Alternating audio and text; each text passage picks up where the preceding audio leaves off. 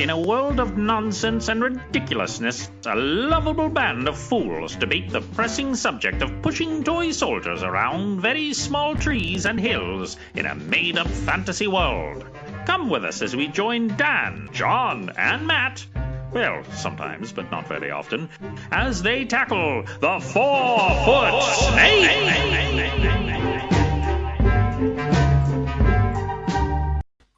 And we are live.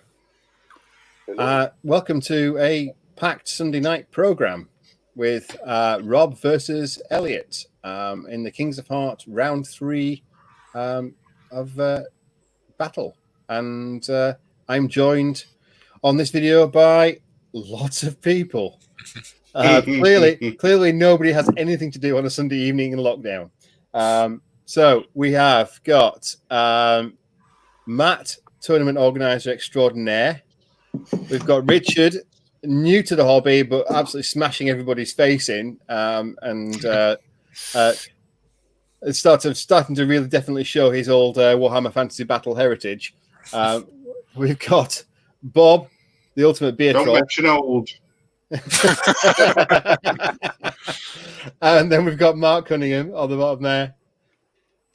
And we've also got a new person on the call called Clock. So this is we think possibly the first live streamed with real-time clocks being played by the players. Thanks to Mike from Dash 28 for this one. So we're streaming the clock as well. So it's when everything falls over and the line crashes, you know why. It's also possibly going to do because I'm now half a way through half the red wine. I know that, not only are we jumping on the bandwagon, we're pushing ahead. Yeah, we're standing on the shoulders of giants, I think is the great term. So, this is round 3, and it's Matt, what's the scenario? The one with the shot in the middle. Loot. I want to say loot. Paul, is it loot? Tell me if I'm wrong on space. We think it's loot. Yeah, it is loot. So we've got Rob's Goblins versus Elliot's Twigletkins. And Rob has brought, basically filth. 2 regiments of rabble, 2 hordes, a horde of fleabag riders. So that's nearly 300 points of goblins. That's an expensive goblin unit. A legion of fleabag chariots, so love the large base there. The mop-up launcher for when you absolutely positively have to launch mop-ups at people and reload things. We had a discussion before we came online. The Goblin Slasher times by 2. Now, I've been reliably informed that these are absolute garbage, but it sounds like I've been badly informed by the internet yet again. Yeah, they're all right. I mean, they're not a dragon, but they're all right. Yeah, but also 300 points cheaper than a dragon. So yeah, and they've got decent shooting. I mean, they're shooting on 4s, still piercing 2. It's all right. Yeah, they're artillery that defend themselves, or a monster that can shoot, which is quite cool. Yeah. They're shooting on 5s. Shoot 5s, yeah. Oh, I thought they were 4s for some reason. I don't know. I can't read it either with my glasses on. No, it's 5s. It's definitely 5s. 5s. Big It on a fleabag. Flag It on foot. Okay, interesting. Mind you, there's a big hordes of foot troops. So that's not so bad. 2 wizards on foot again. I'm not sure about being on foot. It's probably points. Yeah. Magua. Easy to hide as well. Drain line. No, they've got Lightning Bolt 3, and the second one's got Lightning Bolt 3 and Bane Chant 2. It's not an option for them. Ah, right, okay. And they've got Magua and Joss, which is, when you look at that, I think that's a really, really nasty model. He's got boomstick on the wizards as well. Oh, he's got a boomstick. Yes, it was Lightning Bolt 6. So 15. And does this rabble have all the more pups added to them? Or they... Yes. Yes, they have mop-up cages. Yeah. No, they haven't. Yeah, but they haven't got the upgrade yet, so they can receive them. But he hasn't started with them. Yeah. So he's got to fire the. So he fires the mop-up launcher at them. Is that? Yeah. That's right. Yeah, he just recharges it with a hit. There's a surprisingly large amount of shooting in that list for a melee list. Mm-hmm. So is it ever worth taking the upgrade to preload it? I like it because it's cheaper than. Because it's what 10 points each, and if you pay 75 points for a more pup launcher, you're only going to get 60 points worth of them out of it. Yeah. Maybe 70. Yeah. But it's more it's varied, so it can shoot sometimes, it can reload. You don't get that thing where everything's in combat now, I can't shoot my artillery, because you just reload a unit. Yeah, I think I'd put it on the hordes from start point, to be honest. I won't bother with the regiments, but the hordes probably deserve it. But then I wonder what you drop to get all those 10 points. He's got it on the Fleabag horde. It's kind of weird thinking that they can have it. Yeah. Yeah, yes.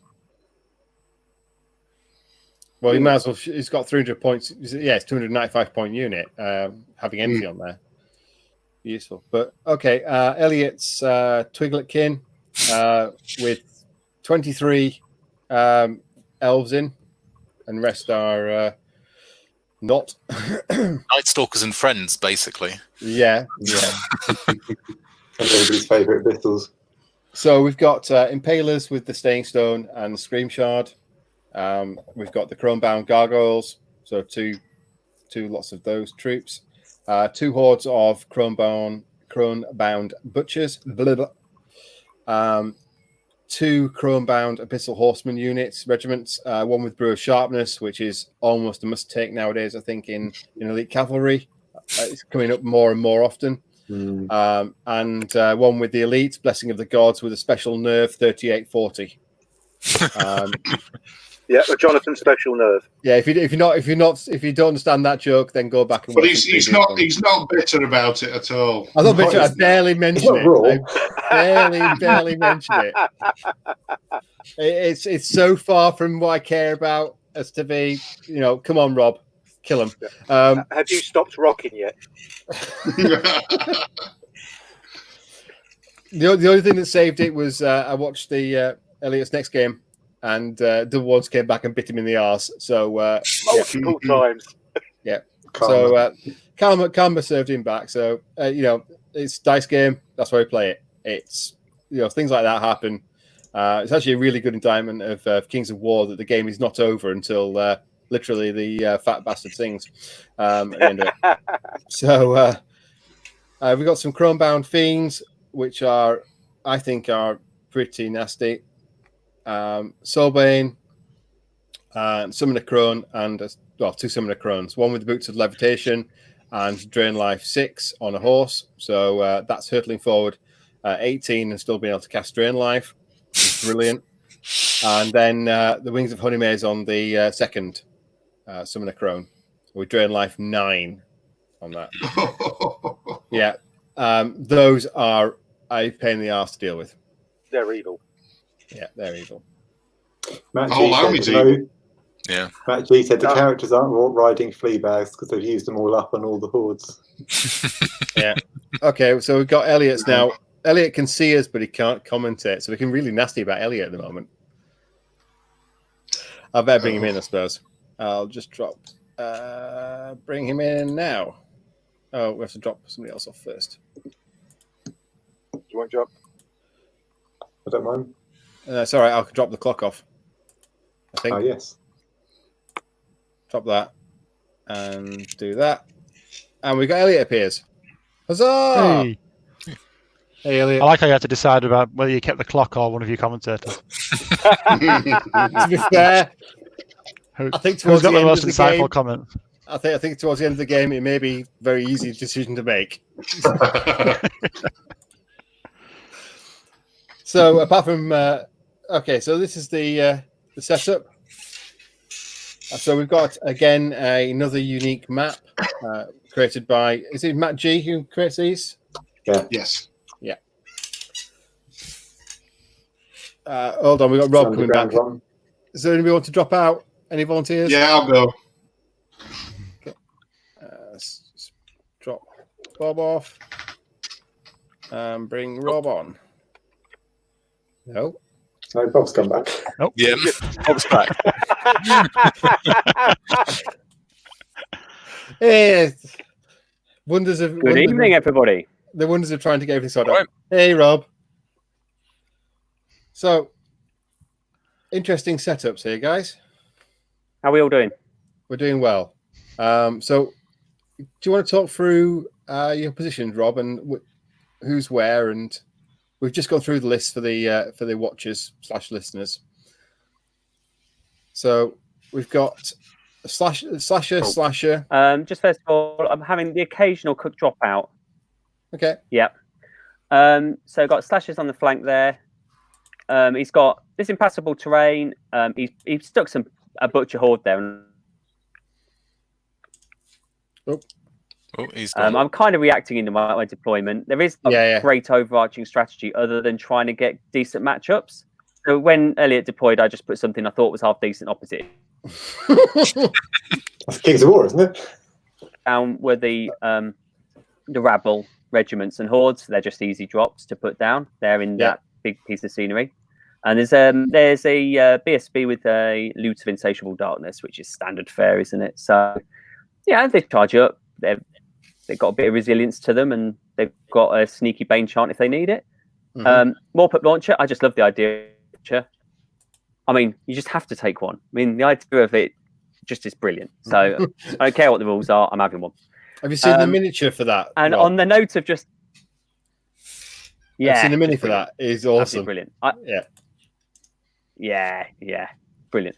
And I'm a Goblin fan through and through, to be honest. I'm loving UB because I'm finally getting to use Goblins. Plus, Chariot Legion, it just had to be done. So again, I love the idea of doing it. So I've taken one of those. Boots on it, though, because obviously scenery is going to get in the way. And then you've got Magwars, who I just took in for a bit of extra crushing strength. But actually, he's amazing. That individual rule for him is just crazy good.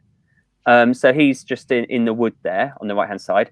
And then you've got the Fleabag Rider Horde with Magwar's Potion of Caterpillar. That just means that they ignore the cover with that big footprint they've got, big wide footprint. And then I'm just hoping to charge across and not die too much, too embarrassingly, with Bob being very mean to me about how bad I am. No, it's Rob. Believe me, you've got at least one fan on this cast. Because if those Abyssal Elite horsemen survive the entire game, then I think my camera has balanced out now. So, as I did see your game against me. Yeah. Yeah. Okay, so we're all waiting to see what the thing would be. We're all waiting to see what afterwards would be the quote for afterwards, and I think that was it, Elliot. You've just set yourself up royally there with that quote, and that'll be posted around the internet much afterwards if you start rolling double ones again. So, Elliot, what have we got? So, Horde of Butchers on the far left, with the Horseman with Elite next to it, and the Crone with the boots. Boo. The Elite ones are fine, it's the sharpest ones you don't like. We've got a useless regiment of Impalers. Oh, well, they're both evil. Yeah, they are. Utterly useless regiment of Impalers that don't do anything. A Flying Crone with Drain Life 9. Mandatory troop of Gargoyles. Second Horde of Butchers. Horde of Fiends with Pathfinder. Yep. Another Gargoyle troop. The Soulbane. And the Abyssal Horseman regiment with the Sharpness. Yeah, much smaller. Quite a few less drops. Yeah, you've gone for a dispersed loot tokens.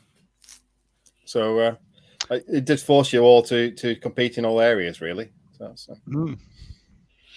I decided that was Elliot's plan, and I've decided to unsettle him psychologically by going exactly for what he was hoping I was going to do, which is actually an entirely cunning plan that is going to slowly psychologically break him down.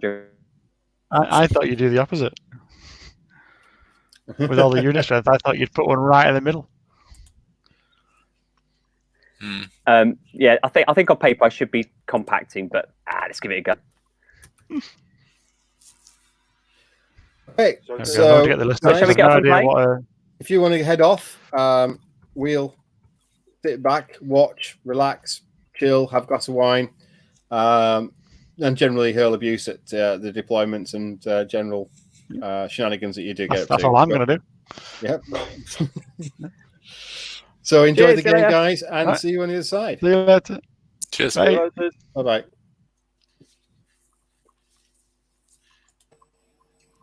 So let's get Rob back. And every time you bring me back, I'm drinking.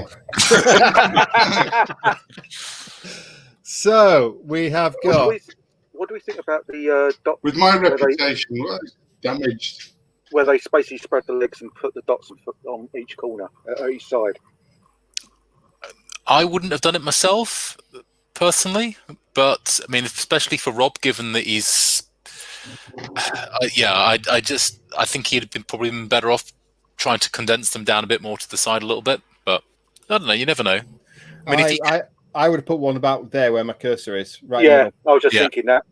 Yeah, because Elliot's got an elite army, and will cope with being spread out because they can all cause some serious mayhem. Although I think, judging by this, Elliot's bluffing. Really, I don't think he's trying to get that one. I think he's just focusing on those two and winning and getting two. If you look where he's put what is that bottom right? Is that Little Horseman? It's a Bristol Horseman with Brewer Sharpness. It's his most expensive unit, but the little guy's a Soulbane right next to them, though. Mm-hmm. Yeah, but if you put something on that token between the pillar and the edge of the board, its flanks are protected. You can only come in one at a time from the front, so it's not that bad a call, really, with those two slashers. If you put them one slightly in front of the other, he's not going to be able to double charge one at the side of the table, and then he's got the other one to come in and support. So it's not as mad as it seems at first. I don't know whether Rob has actually thought of that, but it could be a ploy. That first token there was placed by Elliot. I think for exactly that reason that Elliot thought that he could protect himself from being flanked by these units here. But he's got two large units going down that way, and Rob's got the two slashers there that are ideal for that. Yeah. When he said he should be compacted, I think he's seen that and thought, I can hold that. I can grab the one on the other side, and I'll just delay him over the centre with my rabble. Okay, so we've got please be nice commentators, followed by him leaving. Excellent. You see. He is saying his internet's playing up a little bit, so I've got a feeling he's going to be yo-yoing in quite a bit. That's because he's a cheapskate. I know. It's only so far the cup and string can stretch. Well, yeah, because he's from Lancashire originally, and that's all it'll be. It'll probably be two Ambrosia Devon cream rice tins, actually, and a piece of nylon twine is the standard kit we have up here. Ambrosia, you're posh then. Yeah. Well, you have to keep up appearances, Mark. Oh yeah. No matter how destitute you are, you have to show the neighbours you've got something. So you refill your Ambrosia.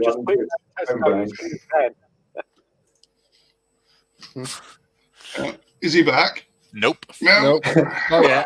Elliot's seeming ahead though, so. So is it on the clock at the moment? Is trying to drop the clock down a bit? The clock's not started yet. Well, one other bit is with Elliot being a lot of horse, do you let him try and pick the unit up to knacker his speed?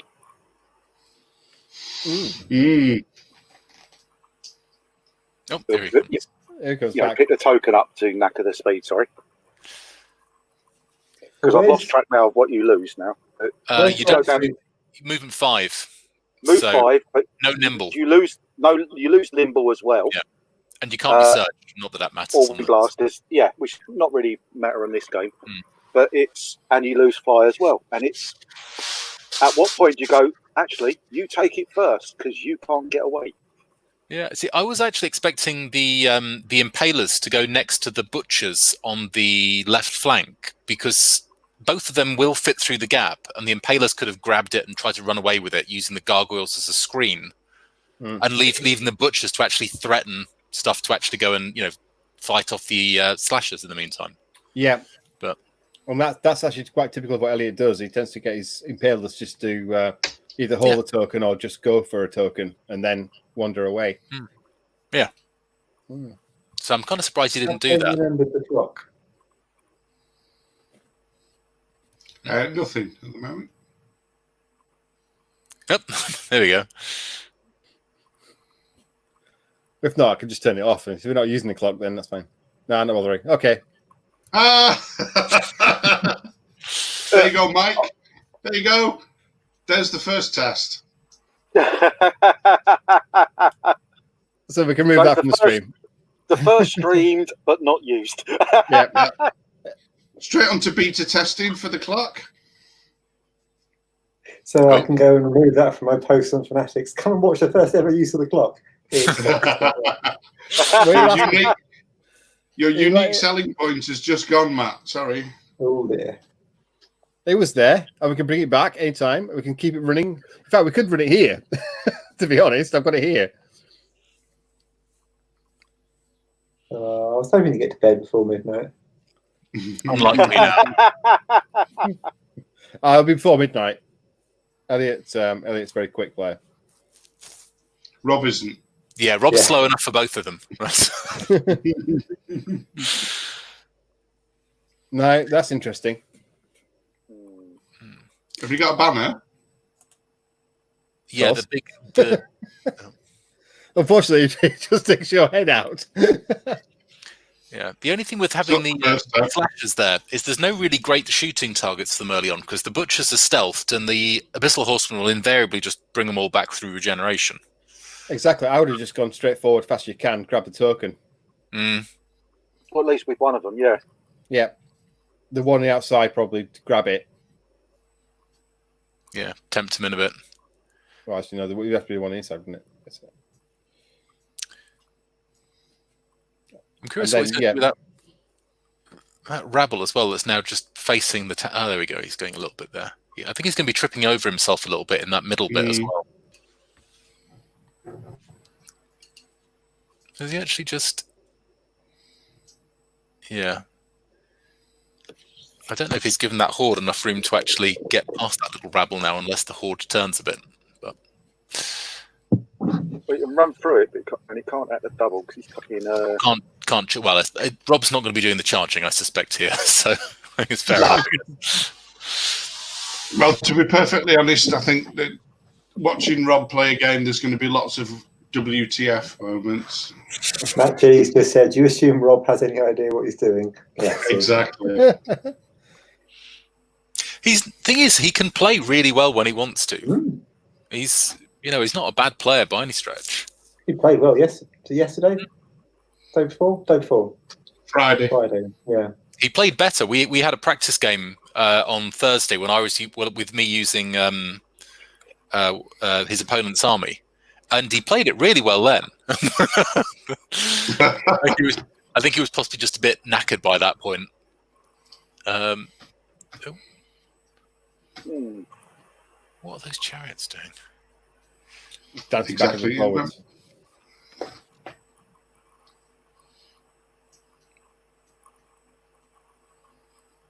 Yeah, don't worry about the individual. I'd imagine he's going to be trying and lightning bolting off the fiends early on if he can. Given that they don't get the stealthy from it. Although they will get cover, won't they? They will in the woods at the moment. Yeah.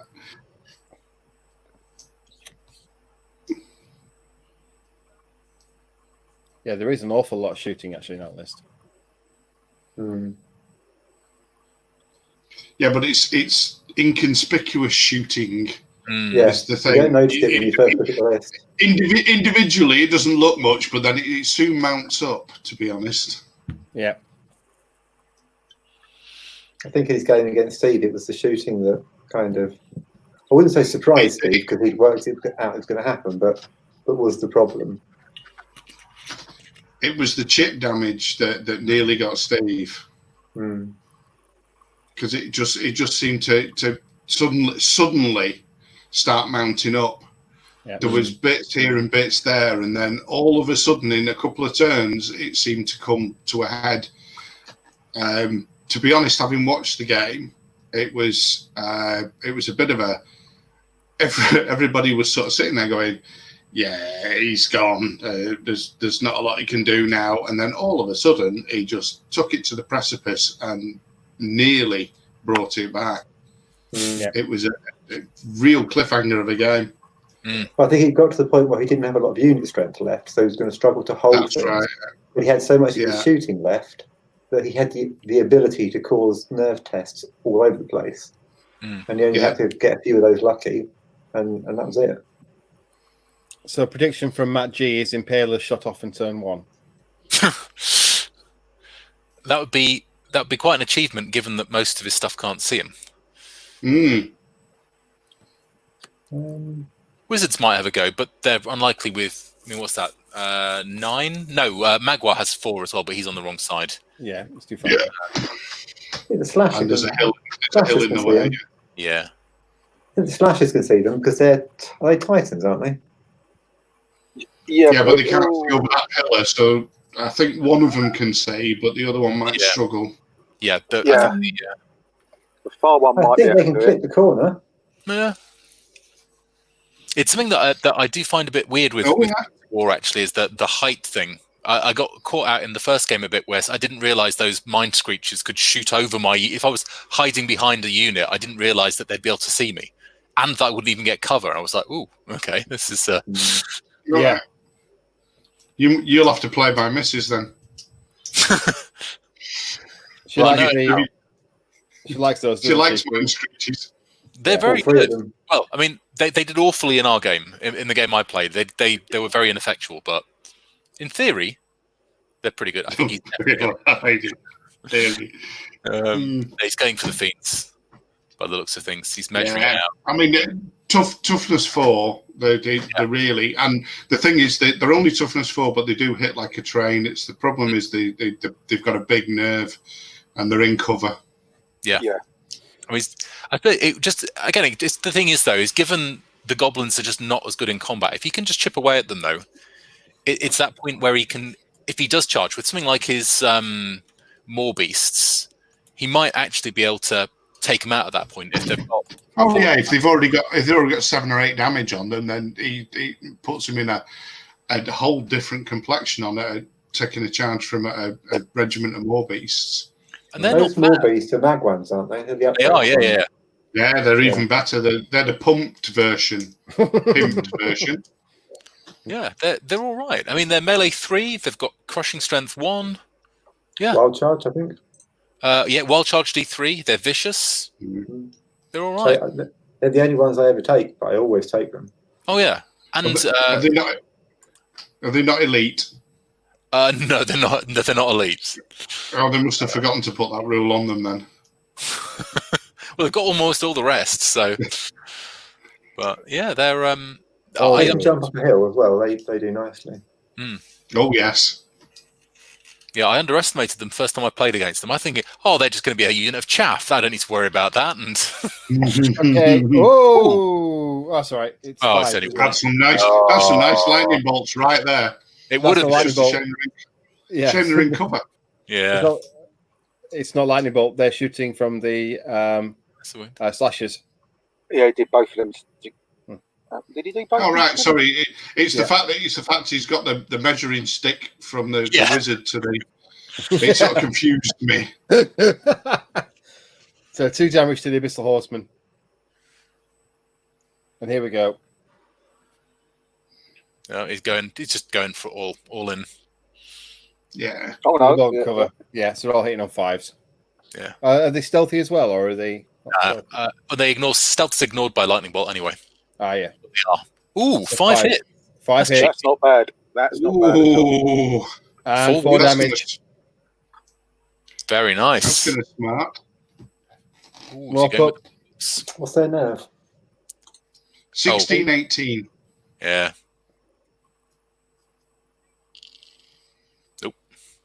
Nope. No. Not unless it ignores cover, which I don't think it does. Oh, go back. No, they don't.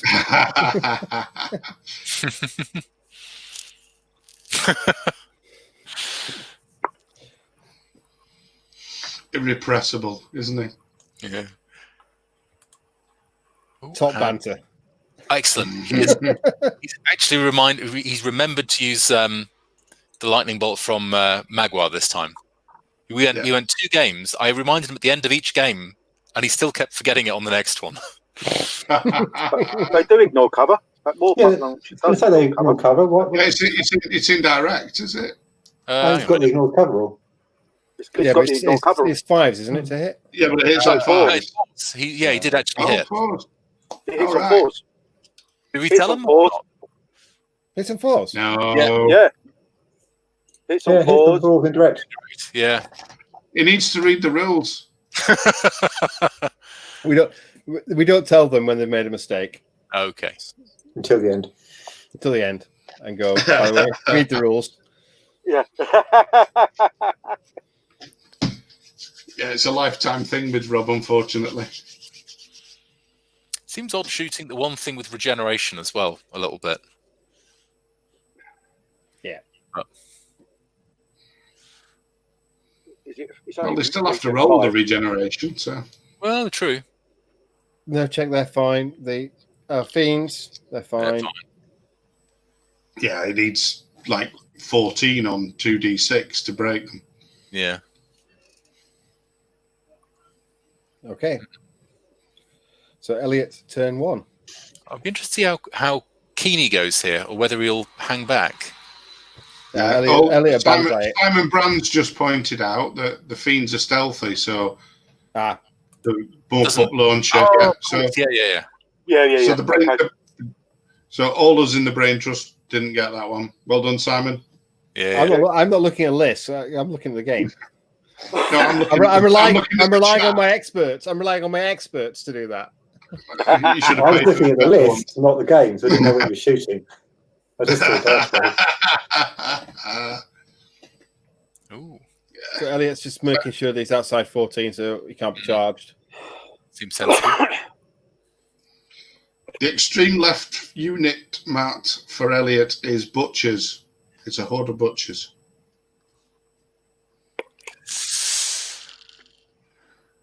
Well, those 2 regiments on the left both fit in that gap. No, they don't. No.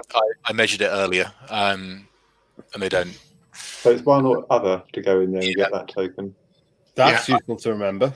Yeah, I think if anything, what he's might try and do is stick the cav in to fight but then it seems such a waste using the butchers to go and get a token. I was thinking if a unit of gargoyles had been there, they could have just gone behind, grabbed it, and sort of started just gently wobbling back towards his baseline there. But oh well. Yeah, but does he need landing a unit of gargoyles in front of 2 things that shoot is not healthy.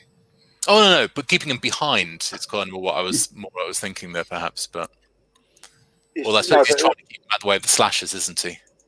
Keeping behind is not going to help because they're Titans. Yeah, that's what I was saying. They can just lob them over the top. And does Elliot actually pick up that token, or leave it for the slashers to then knacker themselves, reducing their speed, and then have to withdraw out of the fight? At the moment, that's quite good. It can stalemate it while the slashers are just still shooting at him. Elliot's in the winning position on that side. Well, unless Rob spikes the dice at some point. Yeah. Have you ever seen Rob's dice? He's are the Ribble dice those blue ones that he rolls 6s on all the time? With the troll on it, yeah. Yeah. Those special dice. There's absolutely nothing. They have been tested many times by lots of different people and certified that they are indeed weird. Send them to Mick. Get the Mick Williams certification on them. I mean, they're not the dodgiest dice I've ever seen. I don't know if everyone remembers the Warhammer Players Association, the WP, or is it? Yeah, WPS. WPS dice. Oh. The yellow ones with WPS in black on. Yeah, that rolled 6. They're my nerve dice. Yeah. Okay. The WPS committee deny any responsibility for the skewing of their dice. Yeah.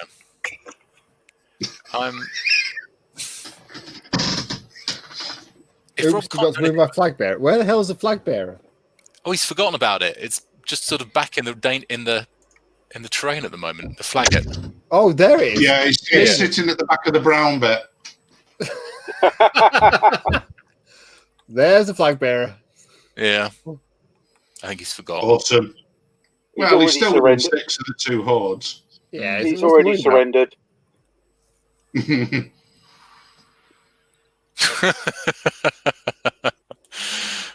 the flag going. Yeah, I nearly said he must be French with that white flag, but that's racist, and I mustn't say that. No, absolutely. Yeah, no, it's true. Yeah. I think that those Cronebound are going to give them a lot of trouble. They're going to just that Drain Life is just going to eat those Goblin units. Yeah. I love Drain Life. Well, there's some of the Crones. The ability to heal at such a distance as well. I mean, if you can just basically just drain that Rebel regiment, those Abyssal Horsemen or the Butchers will just be there forever. Unless you pop them in one go. Because the Cronebound allows 18-inch, isn't it, for the healing part? Yeah, and that was a surprise the first time I played against that. Yeah. I was like, you what? It's like 3 times normal. What? What? This is perfectly fine. I don't see anything wrong with this at all. Yeah. No. No. What you don't worry. Don't worry. The Northern Kings are using it, so it'll be nerfed in Cock 20. Yep. That's the way it goes. I'll just knock me whiskey off me thing over me plugs. Oh no! Oh no! Oh. Oops. Sack the juggler. I know it was a proper crystal glass, but now it's now it's a smashed crystal glass. That's it. So, Mark, are you just going to drink it straight from the bottle? I might. No, he's going to eat.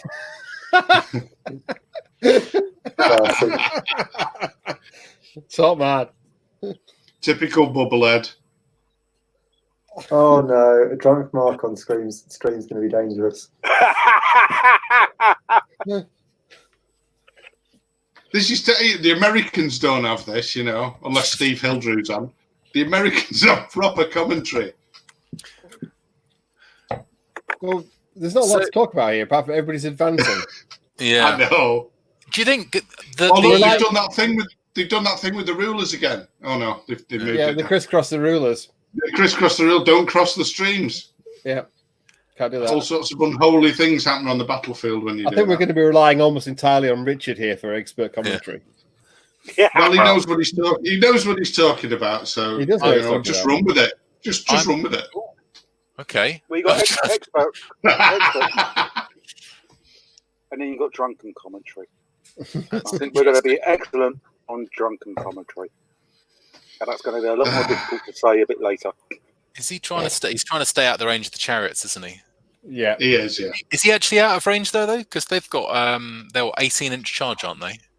Yeah. But his tape measure is actually halfway across the yeah, that's what I mean. It's a bit sloppy. Is he trying to be out of range of their shooting?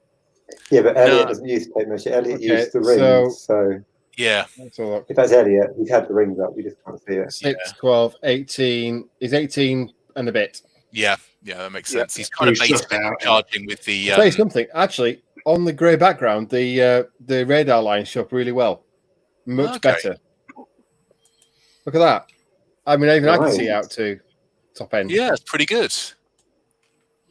I mean, you won't be able to see it on the stream that easily, but it is better. It's no help to me because the lines are red. You red-green colourblind? Yeah.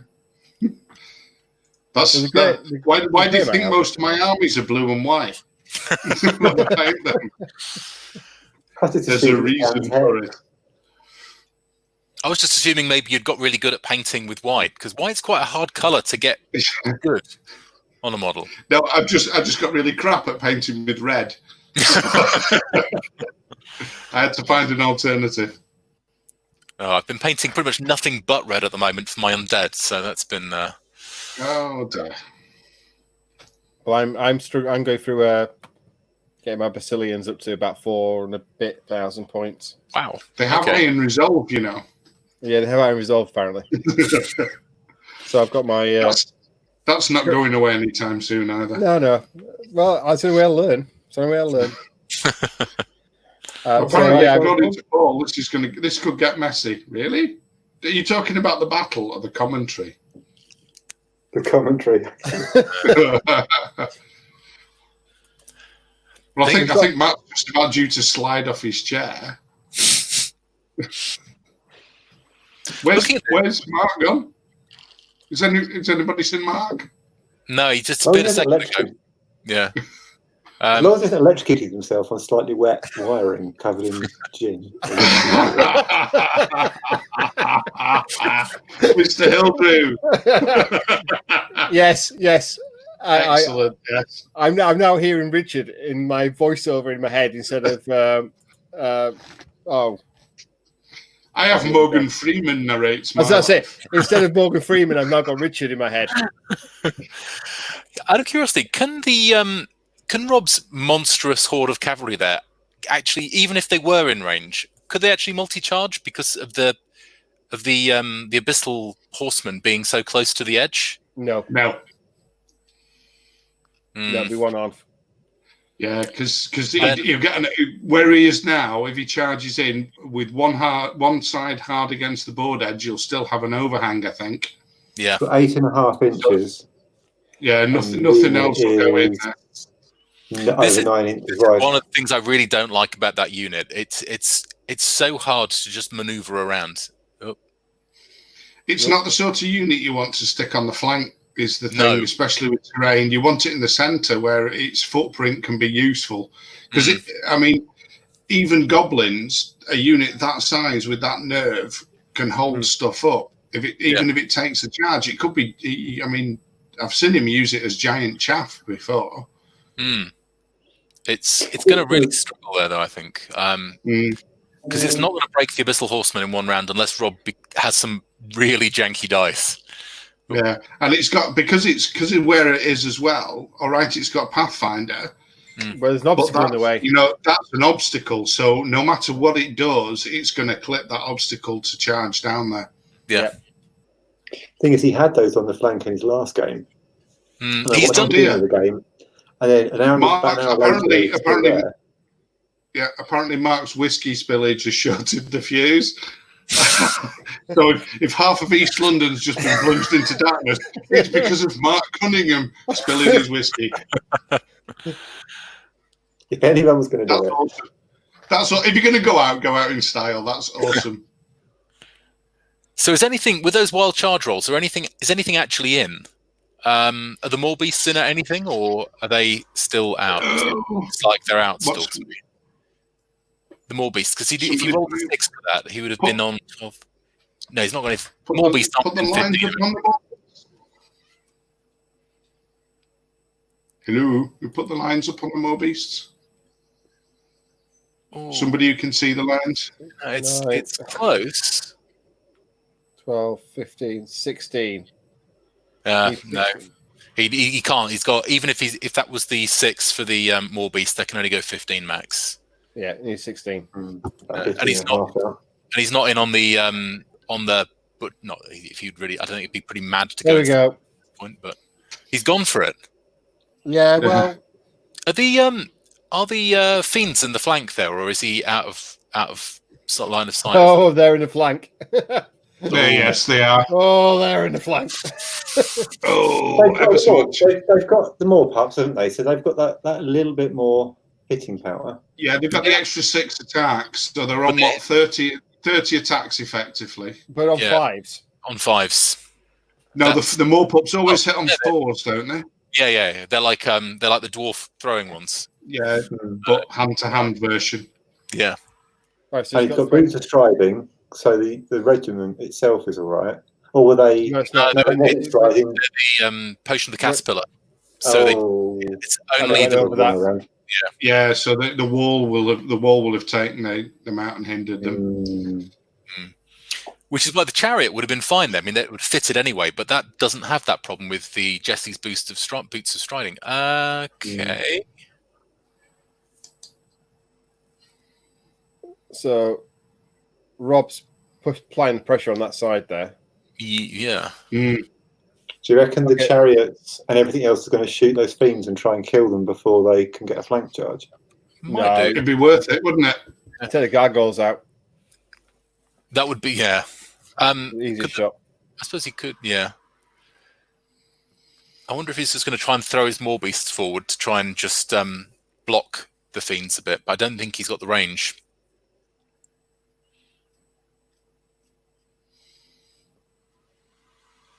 Well, Mr. Hildrew wants Matt to come round and tidy his house, having seen the room behind you. Unless, of course, you're broadcasting from an abandoned hotel. No, I just tidied up. That is exceptionally tidy house, Matt. Exactly what I expected. It looks like a conference room, actually. See my nice new kitchen. Just about make that. All right. Who lives in a house like this? Let's go through the keyhole. Well, you don't want to see it that way. It's just covered in toys, superheroes, and. In case anybody thinks they've tuned into the wrong thing, this is actually Kings of War. Okay. And not late night drinking with the boys. Yes. I do hope Rob's going to give him some flank. Electrical fires, apparently. So, where are we? So it looks I like still reckon he'll go for those things. Rob's trying to persuade Elliot to take that charge on, but Elliot's not going to do that. Well, those more beasts have now blocked. Oh no, they're cavalry height, aren't they? Have they now blocked that more pup launcher from seeing those? I think if they went there, yeah, say something. Yeah, I reckon he's going for those things. He might be. I mean, I would have thought he'd have gone to try and take the gargoyles out, because otherwise the gargoyles could charge the catapult, the chariots, for example, just to basically pin them. Yeah, just to hold them up. Yeah. Although Magwaz, if Magwaz was to kill the what's it called, the Soulbane there, then he could overrun, and since he's mighty, the fiends would at least get stuck on him for a turn. Or plough through it. He's not wide enough to block that entire flank, though, is he? Probably not. No. They could still clip it.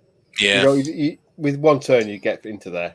The gargoyles go into the chariots. The abyssals go into the flank there. Kill that off. Turn. And red fist chariots next time. Yeah. Unless Rob spikes the dice like a maniac and somehow manages to kill the abyssal horseman in one round, but. That morph-up launcher can now see the fiends, or it can clip the impalers. I don't think you can see anything else. He could also shoot the. He could definitely shoot the impalers. Could he see the gargoyles on the hill there? Oh, on the hill. Yeah, the ones that are next to the impalers. I don't know if he can just get a slight. No, he can't. Gargoyles taller than the impalers. No, they're the same height. No, the impalers just. No, can't. Yeah, the angles. Yeah. I think that there might have been a reason Elliot did that. So, should Rob go after the fiends down here, or the gargoyles? He can't see the gargoyles. He's going with the lightning bolt can. Yeah, I would go for the gargoyles personally. Are they inspired at the moment? Gargies. Yeah. Is the Soul Bane inspiring? Probably is, isn't it? It is, yes. I'm pretty sure it is. And yes, it is inspiring. Ugh. It's over the blue line. Yeah. So I mean, if he can, I suppose his best option or his best result might be actually wavering the gargoyles. If he can get that, then they would actually be a bit of again because between him and Magua, here we go. Flank. Hello there. I blew the house fuses with my whiskey. That's so extreme. I killed my house with whiskey. All right. Electronics, alcohol, and fire. The combination. It was never going to go wrong, was it? Oh God, no. That and I've sliced up my thumb somehow. Oh no, you tipped up. It's not spurting, Mark, or anything, is it? Oh no. I've put a flame across it to seal it. So cool. Typically does the same, and Sigurd is painful. No, Steve, they're not clocking it. They decided at the beginning that Rob's internet wouldn't support playing both UB and actually playing on the clock, so they decided to play without. Despite me having despite Jonathan going to all the effort of putting up his spare webcam, the one that he took out of his cloakroom into onto his clock there.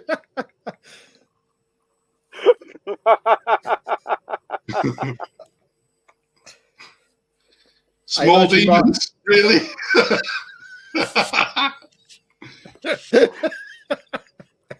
I don't think Mark could summon a small demon. Look at it. That'd be a hunky great big one. There'd be huge, massive demons with real issues. They'd be demons. Of course. Are we paying attention, boys? Oh yeah, sorry, there's a game. Okay. Oh, he's backing off. Interesting. He wants to do more ineffectual shooting. With that crone there, though, I mean, it's moot. Any wounds that he causes, they're just going to be magicked back again.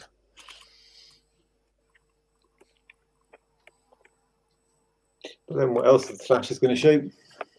Well, there is that. I mean, he might run the little horse or the guy on the wolf around, I suppose, to see if he can play Chase the Crone. Yeah. Chase the Crone.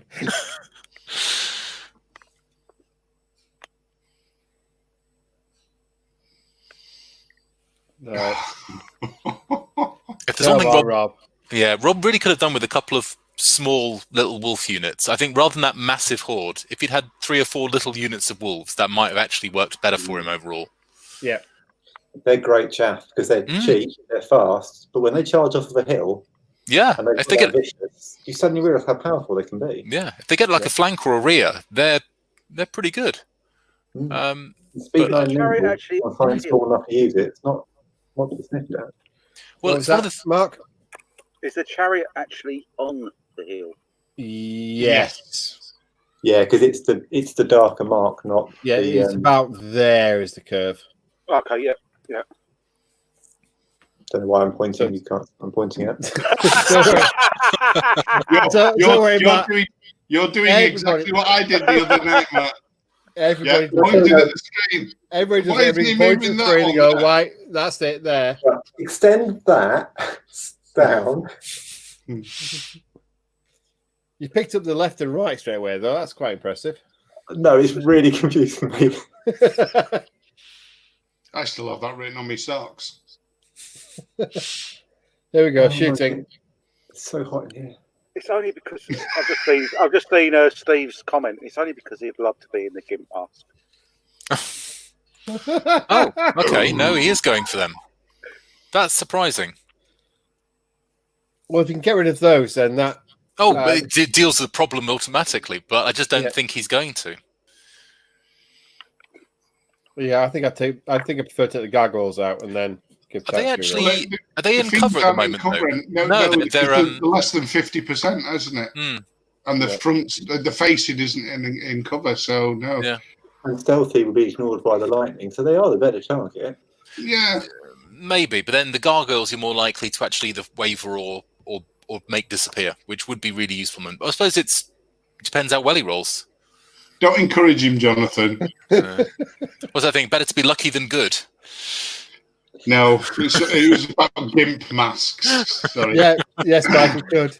I do apologise, Mike. I did lure you onto this cast without with the threat of having it live. But Mike, we do have it there set up. It's ready to rock and roll with a camera. See, genuine camera. There's my fingers. So. Mike, if you are watching this is how. This is how not to run National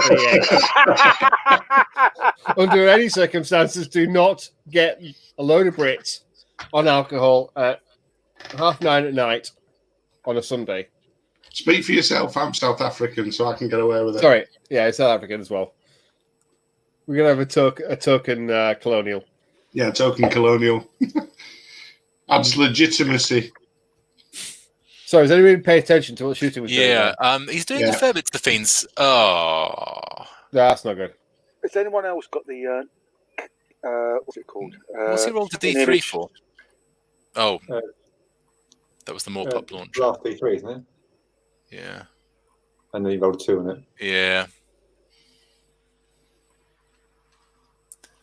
Here we go, more shooting. Oh, I forgot the chariots had a bit of shooting as well. Yes, they have a little bit. Maybe they're going to go after the gargoyles then, or is he just going all out? I think he's just piling it all into the Fiends. Yeah, fair. So 2 hits probably. The gargoyles hold you up for a turn until the Fiend get in, or you just kill the Fiends and it doesn't matter. Do you know what? He only needs an 8 now to waver. 8 to waver, yeah. Yeah, might happen. Oh, he has. Hang on, 10. Has he just killed them? He's just killed them. Are they inspired? No, there's no inspiring nearby, is there? Yeah, there is. He's that throne at the back there. Ah. He's going to have to reroll it. Oh, he hasn't finished shooting. He hasn't done the shooting now, right? Yeah. Right. Oh, was that a shoot? I wonder if he's banking that one for later, though. Oh dear. Well, it wouldn't have done anything anyway, I suppose. So. Or was that a roll to hit for the slasher? That was the 2 slashers. Don't roll them together. Roll them separately. He might be better off. Actually, no. The thing is, he can heal them off either, can't he? So it's pretty moot. I mean, the butchers at least don't just take the wounds off. UB dice. They're not UB dice, Rob. It's been proven conclusively that it's not UB dice. It's just you, Rob. Confirmation bias. That's the one. That's it. Scientifically proven. It's not so much bad dice. It's just you get them in the wrong order. You know, you're getting your nerve dice when you're trying to shoot, and your shooting dice when you're rolling for nerve. That's right. It's either that or you're shit. And it's basically you're relying, like me, on. If that was the nerve, shot. That's the waiver. It's a waiver. Yeah. There we go. Apparently, according to our observers, the external observers for fairness, the 4 and the 6-year-old previously were the 2 wounds from the wolves. What wolves? It's like having the United Nations look over the Balkans there at the moment. Well, that has changed things quite a bit now, actually. I mean, the wolves. You can tell Steve's been sniffing the cork, can't you? It's not UB dice, you're just shit. Oh dear me, that was not ideal. That's only 7 hits. Oh dear. Well, at least he's wavered the Fiends. Yeah, that's. So he's bought himself a little bit of breathing space because I think that horde could shrug off the gargoyles in the flank, but not the Fiends. Oh, 2 wounds. Oh, he's got vicious though. Whose dice is he using?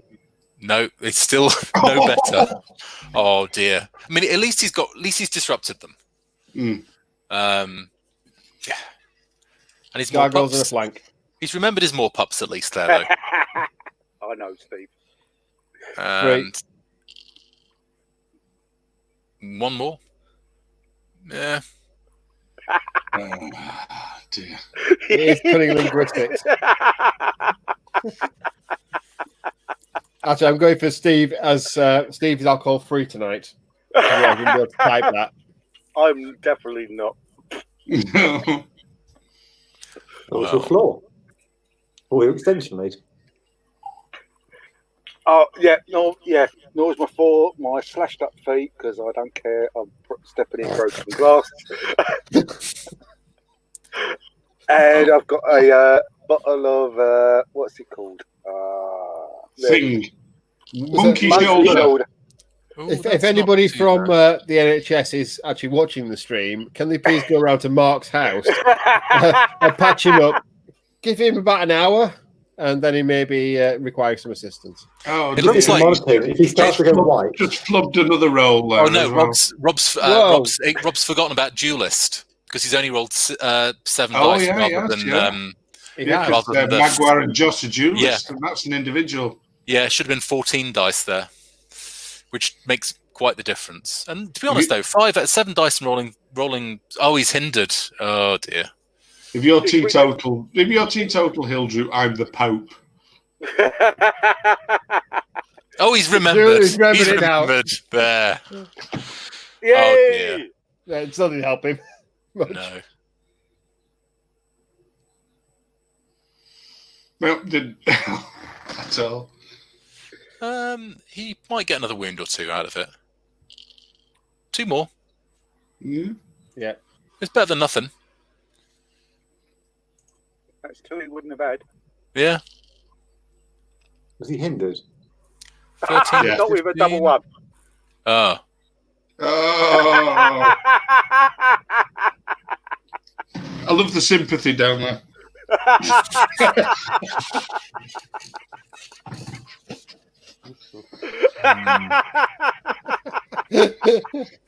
Oh, dear. I agree with you, Elliot. Agree with you, Steve. Elliot would have reminded him. Yeah. Because that's what Elliot would do. Well, what's that say? I bet money Elliot reminded him. Money, Elliot.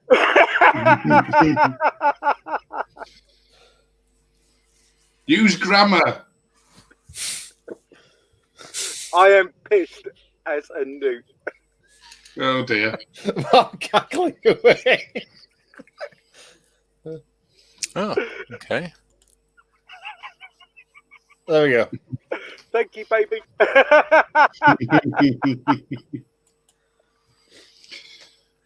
Do you guys think Rob forgot to move the bigot, the mounted bigot, or he just thought that was the best place for it? I think he's using it to threaten a counter charge if one of those units goes in. I would have brought it forward to that spot there. Yeah. So then challenge to. Then you got options there. I was wondering if he was just going to maybe try and use it to. There we go. There we go. Yeah. Ooh. You left it too long. Yeah.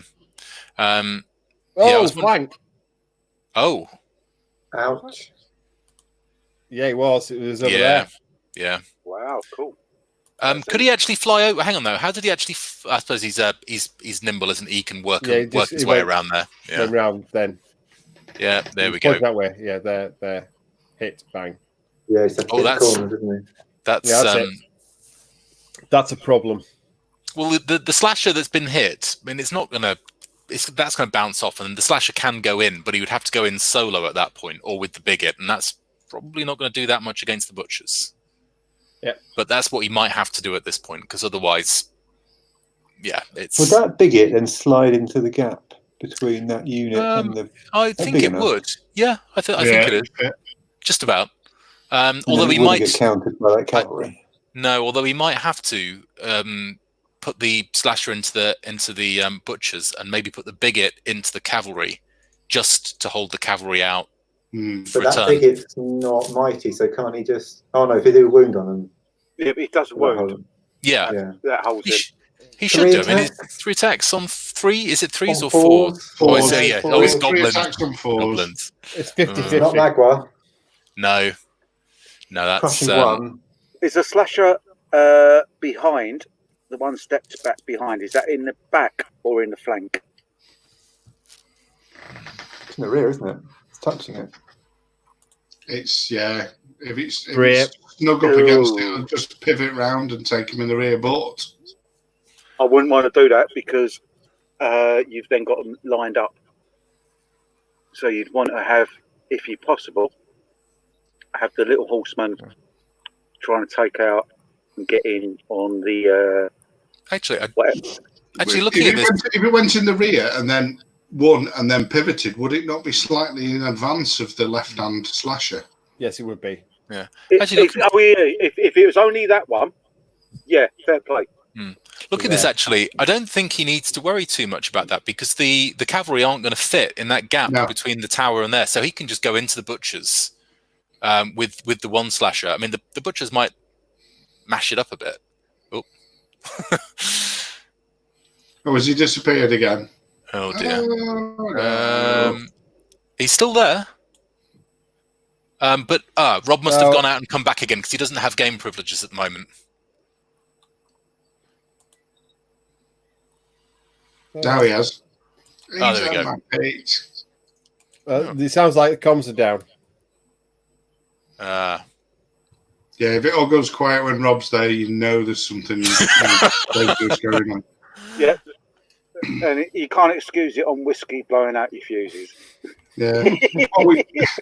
We went down to Weymouth as a club in a minibus, and there was the minibus developed a horrific whining noise. It wasn't until we got to Franklin Services on the M5 and Rob got out we realised what the horrific whining noise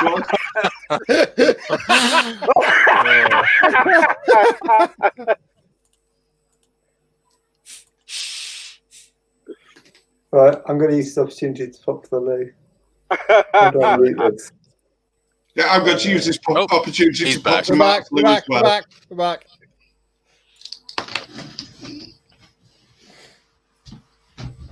Has that goblin unit actually taken the objective, or is it just sitting on it at the moment? In the middle? He's not said. Oh. When do you take it? At the end of your turn? And when end of any phase. Oh, okay. Yeah.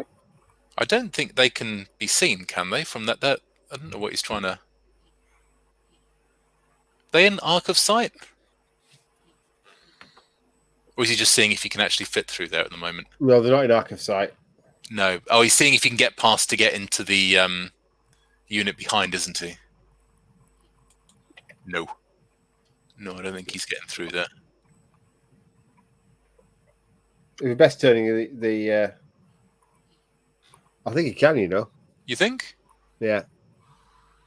That's a tight gap. Yeah, the thing is... Yeah, he is. That's it. That's the gap. That's it. Ooh. That's clear. But okay, if he gets in, can he straighten up? Yeah, I don't know. Let's see. Oh, yeah, monkey. Oh, no. No, he can't. Ooh. You're in the train. That's a nice, crafty look there, though. Yeah, do you know what? That was interesting. 2 little white lines parallel to front would be great improvement. I agree entirely. Yeah. It would save the amount of time you'd save from people doing the shuffle, just keep turning and shuffling a little bit and so forth would be huge. Yeah. Oh, where's he going then? I think he's just moving them up. Okay. Just to... Yeah. Well, he's not going to wait for the butchers to pull back with the token, and then slam in with the. Yeah. So the butchers are going to take at least 1 hit and possibly 2 hits from the slashers or slasher. Certainly the one. I suppose it's the question of whether the butchers actually pull back or try and fight it, but pulling back is a bit sad at that point because they'll just most likely get charged again because I don't think they'll be able to clear enough space. But pull back once allows the Abyssal Horseman to get in protection. Okay, so butchers have gone into that unit. Okay. So they're just going to sit there forever, aren't they? They've got a high nerve, but the butchers are what, 4s and 2s at that point? Yeah, so, Yeah. they're crushing 2, so yeah. Well, defense 5, and they can't be charged in the flank by a counter charge because nothing can see them or can get in there. Yeah. I think Rob could have done with a bit more angling on some of those units. They're too close together and too straight. Like I said, I think he said very early on that rabble regiment was going to cause problems. Yeah. And you're Are right, they actually straight though? Because that looks like there's possibly a gap where you can get the flank of the other horde. That other horde though isn't getting in there though, is it? That's the thing. It's it is. You can see it. No, because it's not going to fit that gap there. Yeah. No, yeah, I just didn't know if there was a.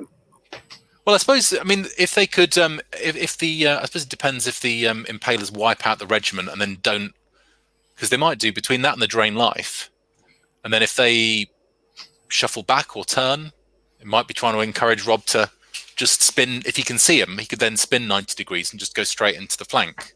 As a combo charge, they would all the unit he's engaged with would be. Did anybody else notice how serious the conversation was while Matt wasn't? Oh, he's back. He must be the bad influence. Okay, I'm going for that's interesting. Gargoyles into the Morbius. Where's buying that? Time. It's just buying time, isn't it? Yeah, I'm surprised he's left the chariots alone though. Yeah, We aren't really. I suppose the Morbius could have gone into the Fiends, but then if they're going into the Fiends, then if they're not, what's the chariot going to do otherwise? The chariot's got J boots anyway. So, but I just don't see what the chariots are otherwise going to be doing, because unless the Abyssal Horsemen wipe out the Fleabag Riders in one turn, which seems unlikely, the chariots are going to go into the Fiends and kill them. So the Morbeasts couldn't see anything else. So, you know something though? They're the Abyssal Horsemen with sharpness, so they're hitting on 2s. I'm Crush winning on 1. 3s. Yeah. Crush 1. 18 So attacks. 2s and 3s. 20 attacks. 20. They might actually do it then. And they're already down to 1 wound again. And Soulbane's going to the side, so that's dead. Yeah. So he's not going to chuck the Soulbane into the chariot, Simon. Also, the Soulbane has dread, so yeah, that Fleabag Rider horde is probably just going to melt. Ooh, yes. What would you do though? Would you take the individual? I think I'd take the individual with Mauls. Bloody hell, what's it called? Magwar and Juice. That's the one. Thank you. And the horde into the wavered unit. I think it depends though. If that unit wipes out, it's where that Abyssal Horseman unit reforms to. Because I think there's a good chance that they will be pointing directly towards where the flank will be of that unit afterwards. They could hit it and spin around themselves, but that chariot unit actually has a fairly low. It's only 1719. Yeah. So I think that chariot unit, if it will do that to the Fleabag Riders, it'll do the same to that Chariot Legion. Oh, okay. Yeah, but you hold it up. So it's whether or not. What on the Bobos have already got the middle token, so we track them out. He's gonna drain life on that. On what? On Slasher. On a Slasher. He's gonna try and kill a Slasher in one go. Ooh, that's ballsy. With a gargoyle on the side and drain life. I think the gargoyles are going to bounce personally. He's listening to you, Richard. That's the. Well, you can spike it, but that seems more sensible. What has dread? The Soulbane has dread. Oh, right. Yeah. Okay. Yep. So he's working on the Fleabag horde. Yeah. Sorry. The Soulbane's over here. All right. Okay. Yep. So we're thinking 20 attacks on 2s and crush That's 1. going to be nasty. Yeah. Because goblins have got shit nerve. Shit Anything like vicious as well, or something. They always seem to have all. They have fury, don't they? Oh yeah. It's probably going to pop them with the extra 5 attacks from the Soul Bane and the Dread. It doesn't seem that likely that he's going to survive that. Yeah. Okay, so we've got probably Drain Life. Yeah. Oh, he's going to drain and pull the fiends and heal the fiends back. Yeah. Well, look, Steve's trying to do maths. 18 attacks, not 20, apparently. Okay. Oh, we can do it. Oh. Ooh. Do we sit corrected? It's just the Drain Life, isn't it? Yeah. Yep. They're all gone. 5 off. Oh. Ripbush Thud. Oh, that's painful. And the second. Oh, he's going for the other one. I'm quite surprised he didn't move the fiends back fully into the wood. Well, they've got J-boots, haven't they? So it doesn't matter. Yeah. But useful just to stop against, protect against a bit of shooting and so forth, I suppose. If you did. No, that's quite sad. That's quite demoralising seeing that fiend unit back from 8 down to 2 again. That's Drain Life for you. Yeah. It hits so nicely and then heals as well. And he's also wavered that unit. Yeah. That's that's the thing is, it's got a beautiful list with the Drain Life. It is a frigging machine. And he knows how to use it. It's beautifully powerful on not only on the attack, but on the annoying bit of healing up his own units. Yeah, and Rob's army is quite good to go against because everything's pretty much defense 4. So he just really. Oh, okay. Yeah. Wasn't. And Rob's army is good at putting out little bits of damage, but it's all disappearing. Yeah. It's all gone. There's two points of it left from that shooting, isn't there? But he did that in the last game, but then the last couple of turns, he really held on. Oh, that might. Yeah, that it might do. It might survive. He's got inspiring at least. Oh, not with that roll. 6. I think he wavered. 21. Oh, is that 21? You say? Yeah. Oh, he's gone. Just with dread. With dread. 21. Dread. Otherwise, it didn't waver. Yeah. Ow, that's painful. When I first started playing this, I couldn't see the point of dread. I figured 1 point. What's 1 point ever going to do? And then the more games I've watched recently, the more I've seen dread be the thing that does it. Dread be the thing that does it. My last game, I had 2 units in 1 turn go from dread, from Morgoth. It was very upsetting. Dread and Cloak of Death are obscene. They are nasty. Oh, where's he going with that? It's like brutal as well with my ogres. I mean, I didn't see until I played half a dozen games with the ogres and suddenly realised that brutal 1 point can tip the balance many times in a combat. It's worth its weight. It really is. Even if it just wavers it. Yeah. It's worth it. Because you look at it and you go, all those attacks and that one dread's going to ask him, that one brutal's going to be nothing. But like Mark said, if he just tips it into a waiver, lovely. It can be a game changer at the right point.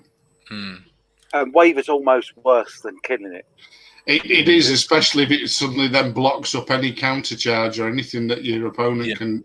He's been banking up for. It just throws a giant spanner in the works. It really does for either side. I think in this case, though, if Rob could have really done with a waiver there, because then he definitely could, because that would have had Elliot asking himself different questions of what to do with the fiends. There's still that unit there. All right, they're wavered, but the horsemen aren't free. The chariots are still on the hill. Where are they going to go now? The questions are in Rob's court as to I've got the chariots on the hill. I've got the horsemen and I've got the fiends.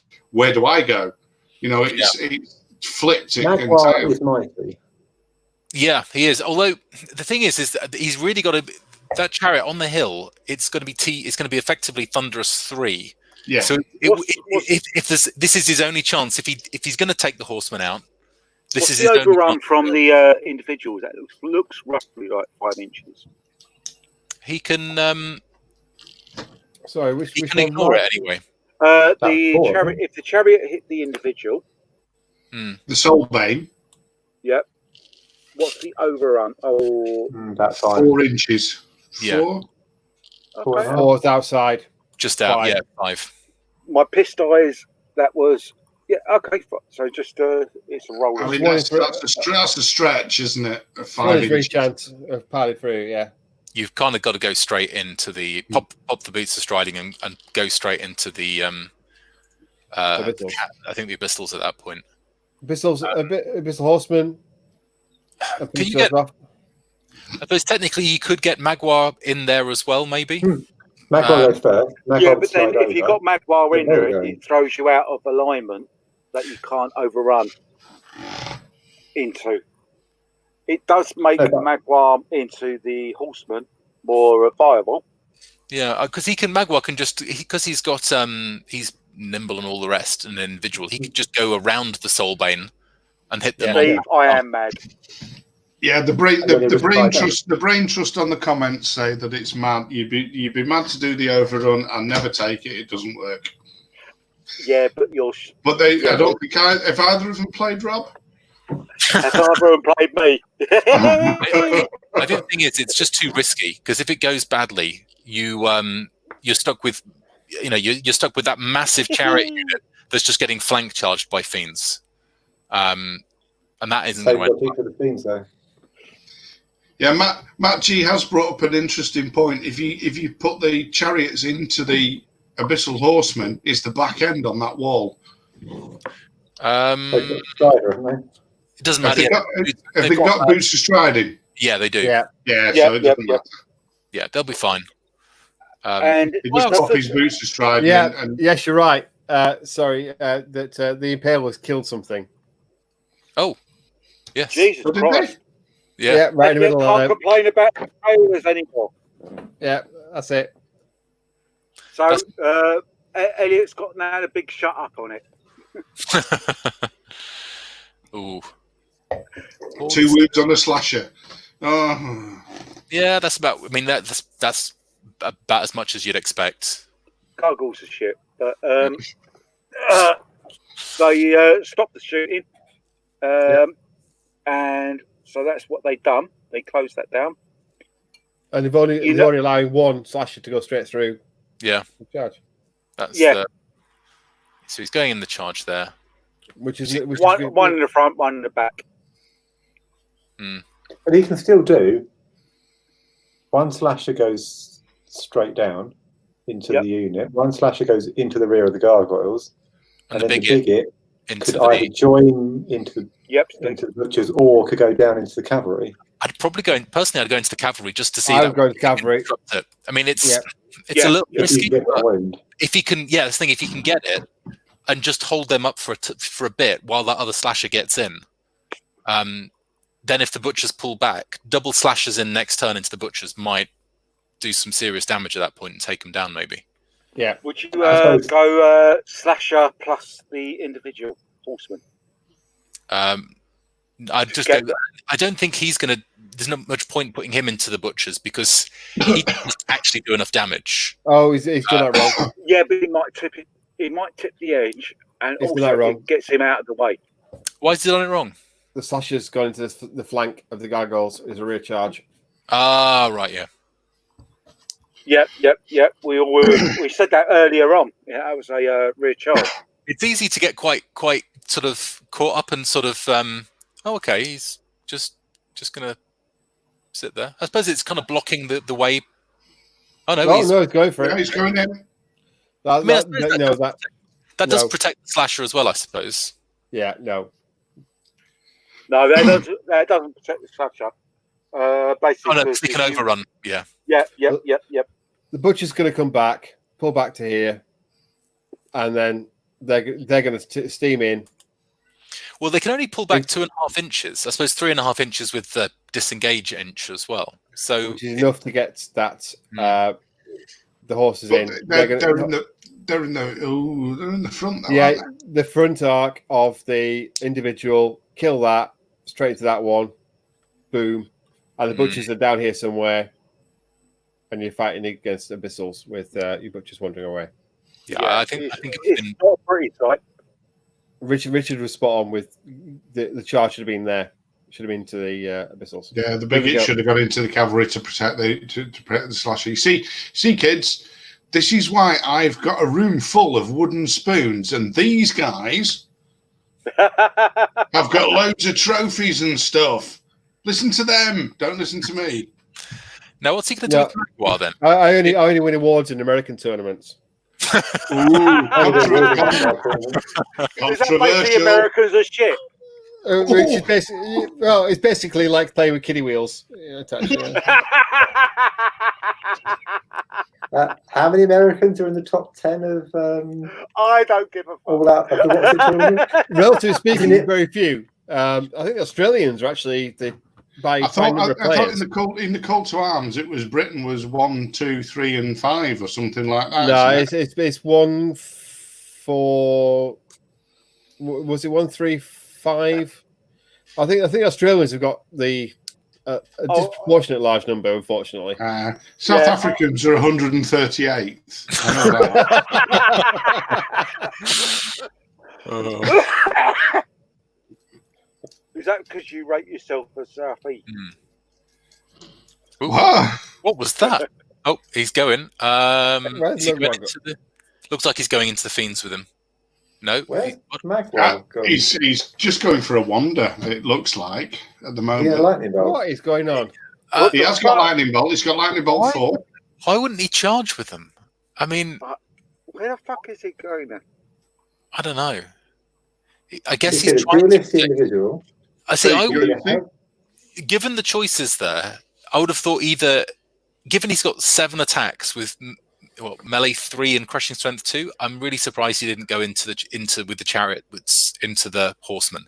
Given how I would have. It's got duelist. I'd have taken out the crow. Well, that would have been the other good option.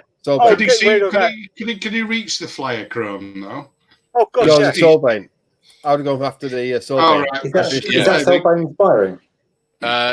Yes, it is. So it's taking inspiring, it's brutal. It's got a lot of that inspiring would have helped. It's everything Goblin characters are. Yeah, taking him out would have been useful, just because at that point all he'd have needed was one good roll, rather than 2. Yeah.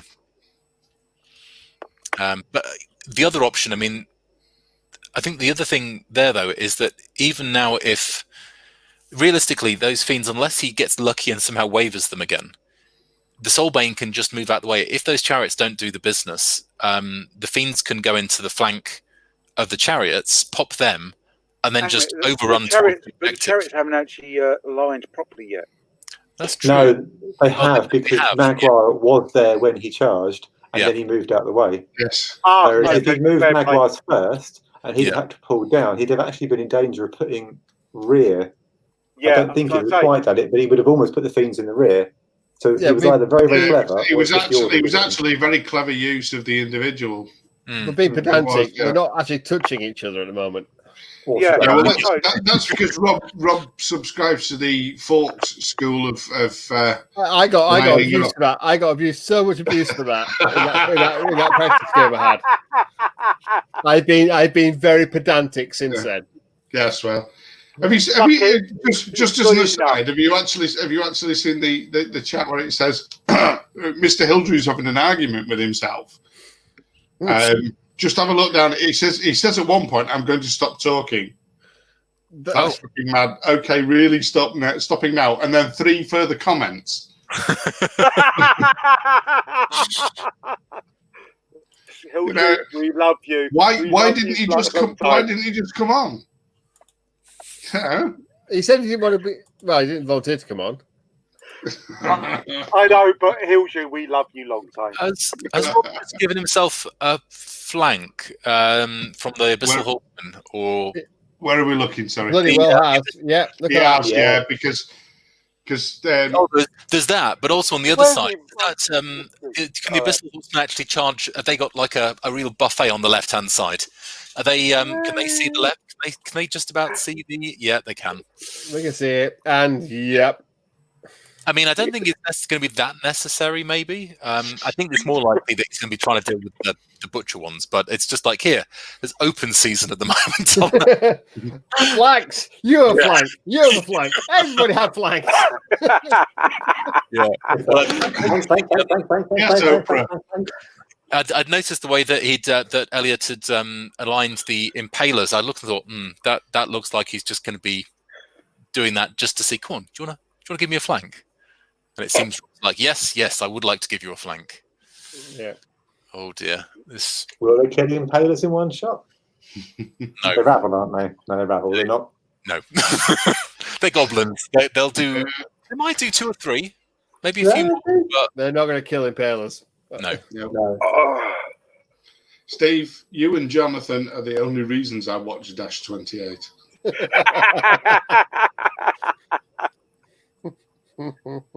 Okay.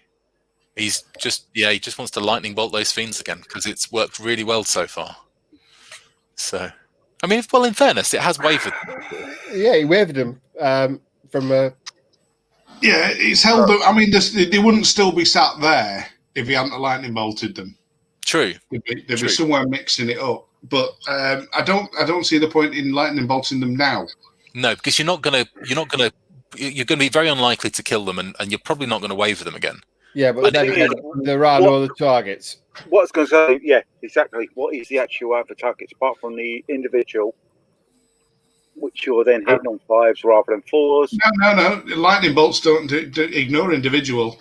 Yeah, ignore individual. Ignore. It's only cover, and if he shifted them to his right slightly, they could both target that chrome bound. Which might have not been a bad choice. I mean, yeah. Yeah, straight. Actually, it's a clear shot. That's straight. Oh yeah.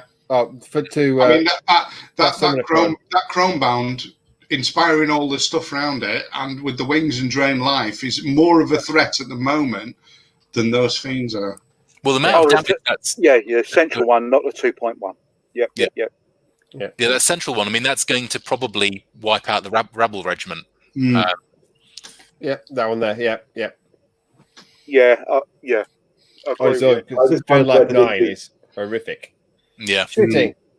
Okay, so with more pups, no wounds. And the thing is, actually, the Summoner Crone is only 11-13. It's exactly, not, you don't need that many hits before you start causing them a bit of trouble. Yeah. You get 3 or 4 hits on an average roll. You're putting it into wavered, and then it's just as ineffective as if it had been killed. Yeah, and you would have been not just that though. You'd have been wounding it on 2s because it's defense 4 normally, and it's got the wings. Exactly. Yeah. You'd have been like, that. What is that? 9 shots on 4s, wounding on 2s. I mean, so 4 or 5 wounds. So Magwar's put one more point on the fiends. Yeah. Okay. Yeah. Then again, also, why don't you just charge it with Magwar? Yeah, I'd have charged that with Magwar and shot the crane. I don't think it was in range because Magwar's not got that big a range, has it? Still got 12 inches. But it was back. I'm pointing at the bloody screen again. Thanks. It was back here. It was back here. It was there. Click on the fiends. He was back next to the fiends, so it's not got the range to get that chrome bound. Oh, not the chrome bound. It did have enough to get the. It did have enough to go into the fiends, though. It did. Yeah, it had enough to go into the fiends, but not the Summoner Crone. Sorry. No. But admittedly, he's got 2 Summoner Crones there, but taking that middle one out would have. Oh, that would have helped immensely with the inspiring and that drain life and heal. That's the drain life which you want to kill off. Well, that's what's kept them fiends in the game. Yeah. Okay. Yeah. No, it didn't. It didn't at all. And you know what's going to happen? 15. No. So they're fine. Yeah. I mean, all Night Stalker stuff has ridiculously high leadership, so that's. I think he probably just looked at it and went, last turn, 2 lightning managed to do it. This turn, I've got 3 lightning people. It'll probably do it again, and then I have to worry about them. No. I'm not saying it's right, but I can see why he would have. You can see the logic behind it. Yeah. But he did spike it last turn to do that. Yeah. Yeah, but you don't always realise that, do you? You've got that confirmation bias. You think it worked last turn, and I've now got more people doing it. It's more likely to work this time. Yeah. Even if you then stop and actually count it. There we go, Matt. It's the Hail Mary shot scenario. It's basically the Hail Mary shot tactics. Yeah, no, but it's only turn 3. Why are you going for Hail Marys in turn 3? I think because once a Hail Mary works once, you forget that it was not likely the first time round, and then you try to replicate it. Okay, so if you got Bane Chant, that's my problem. He's now giving Bane Chant to. So we got Rabble with Bane Chant, which is the most bizarre thing ever. Sorry, what? It's Bane Chant to. So now we're on combat. So hitting on 5s with a Bane Chant. Yes. Yeah, going to do hitting on 5s without Bane Chant. Yeah, no, sorry, this combat's no Bane Chant. The Bane Chant's over. Bloody hell! Oh, he's done it. He's done it. Oh, oh, that's big. Oh, outstanding! Hey, right, everything we said for the past 15 minutes. Yeah, forget fucking anything. Forget it. We start from here. Rob, you were absolutely spot on with that chart. We completely understand where you're going for there. Sorry, Glads. I'll just edit this out. I mean, Rob did all about. It's live. It's live. Yeah. That's what I love about these things. Is you sit there and you go, "What is he doing? He's going to do this. He's going to do that," and then they just skew it completely, and you go, "You just left completely just sat here going, all right." Yeah. Well, I mean, he just spiked the hits. He got 13 hits and then rolled almost everything to win. But he was winning on 2s, so that wasn't a terrible spot to be in there. I think it was just more that if he'd managed to either kill that character or get the fiends pinned down, then 13 hits wasn't massively spiked. No, it wasn't. It wasn't massively over the top. That was an above average roll, and it just paid off for him. Yeah. And that's the beauty of the game, isn't it? Everybody who plays the game has come across that at some point. But then we mostly remember the crap stuff that happens. Yeah. That's how you win against Elliot. Just roll 9. Roll 9. Yeah. I've heard that before. Where have I heard that before? Yeah, but as long as the opponent's not rolling double ones. Because that was Elliot saving his grace. It was double one. Hey, Jan. Yeah. Brief visitation. Does that mean the game's over already? Yeah. So should we switch to Jan's game and we'll see what's going on there? No, I don't. I have to wait. I was going to watch it on the other screen, but no, I'm a man. I can't do 2 things at once. I could barely do 1 thing at once, especially when pissed. Yeah, I was going to say because that's because you're a drunk man, Mark. Yep. I fully endorse that. Okay, so would that have been better dropping more pucks on the units that actually fought this turn rather than trying to shoot? Again, it was because he was going into the fiends. Rather than shooting the fiends, again, shooting the Chromebound and the Moorpup, maybe on the unit that's in combat with the butchers. The Rabble Horde. Yeah, because at least it maybe that would convert to. Whoa! Yeah, it's an extra 6 attacks, isn't it? Again, the gargoyles are gone. Yeah. again another 9 for. It didn't matter about rolling the 9 because they are made of tissue paper, aren't they? This next combat that would have been, if he rolls another 9 for that would be pretty big. And to be fair, he should have been in the rear for that anyway. So yeah, he's looking for a drum roll for that one, isn't he? Yeah, this is a big one. Oh, that's the big hit. 2 hits, not shabby. Not oh, no wounds. No. What's the defense? 5. Oh, right. He's picked up 4. Is it 4? 3 hits. No, it's 5 hits. It's on 3s. Yeah. Wow. 5 wounds. They're not bad. That's 5 wins. Yeah. There we so go. he's looking at not a 3. Yeah, 3's not good. I was just about to say he's looking at 13 on 2d6 because the dash 18, aren't they? If he rolls that, then we're definitely going UB dice.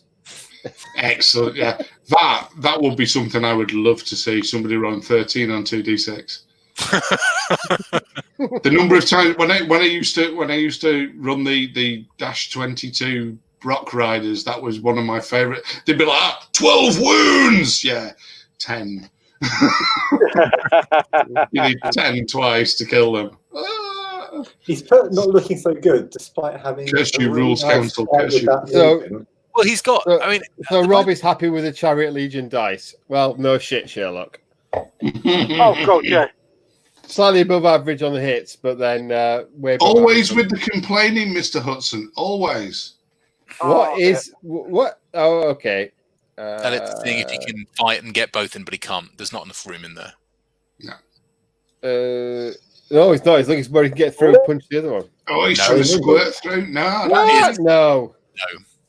No. Why didn't he go for a flank? Okay. If he countercharges against the, will it fit? Just that's tight. I think he might need some KY for that one. Yeah. Yeah, that is full lube required because it's a tight. Smeared on the side. The Twilight Kin are basically Soneshi. So if it doesn't squeak, it's through. It's through. That's through the gap, but it's going to hit that one there. It's going to hit. He's going to hit the bigot. Yeah. Oh no! Not if you run it fast enough, it doesn't. Rewind. No, it's the bigot an individual, and it's not mighty. It's not mighty.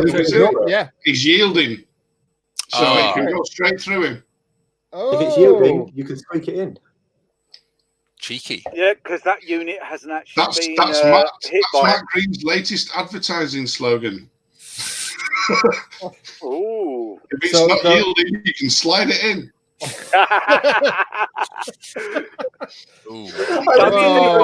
Okay. You heard it first here. That is. I mean, in fairness, that if the Bigot's dice were the same as they were going in there into the Abyssal Horseman, he wouldn't have disrupted them anyway. No, he wouldn't have done. So, I suppose in the end, and it was always. It was always a problem going to be there, wasn't it? Yeah. Oh, here we go. Despite the fact of me bigging it up right at the very beginning and setting me stall out, you know. He's got the token, and then the opposition, Elliot, has basically got to either disengage and try and attack it. I don't know. He's just going to fight it now. Well, he's just going to drain life. Drain life that slasher and smack it with the butchers, and then would you go for the individual first? Would you go for the individual first? No, you all you need to do is once that slasher is wavered, it's dead, and the other slasher might not be taken out by the Abyssal Horseman in one round, but it's not going to. It's held up, and it's not going to beat. It's not going to beat through them very quickly because it doesn't have enough attacks. And with the regen, there's no support around there either. I mean, there's the inspiring, but yeah. I mean, really, Elliot's got the one on that side. Okay, here we go. He's got the one on that side. You would go for the whole unit rather than the individual unit first. Soulblade in the side and the Fiends in the front. he should have put Magwar and Joss into the front. Hindsight's brilliant. I mean, to be honest, I mean, if he just killed the Soulblade with Magwar, at least then you wouldn't now be having another 5 attacks and dread and inspiring for him. I mean, the problem is now is that those chariots aren't, and this is why Magwar should really go into the Fiends though, is that those chariots aren't going to beat them now. I mean, they've got no crushing strength. They're just thunderous. They're just going to flail ineffectually, and probably that crone is going to come over there. Yeah, drain life to heal them again. Just to add to the pain. Yeah. I think Matt G needs to turn his predictive text off as well because he's put, isn't he in the futon?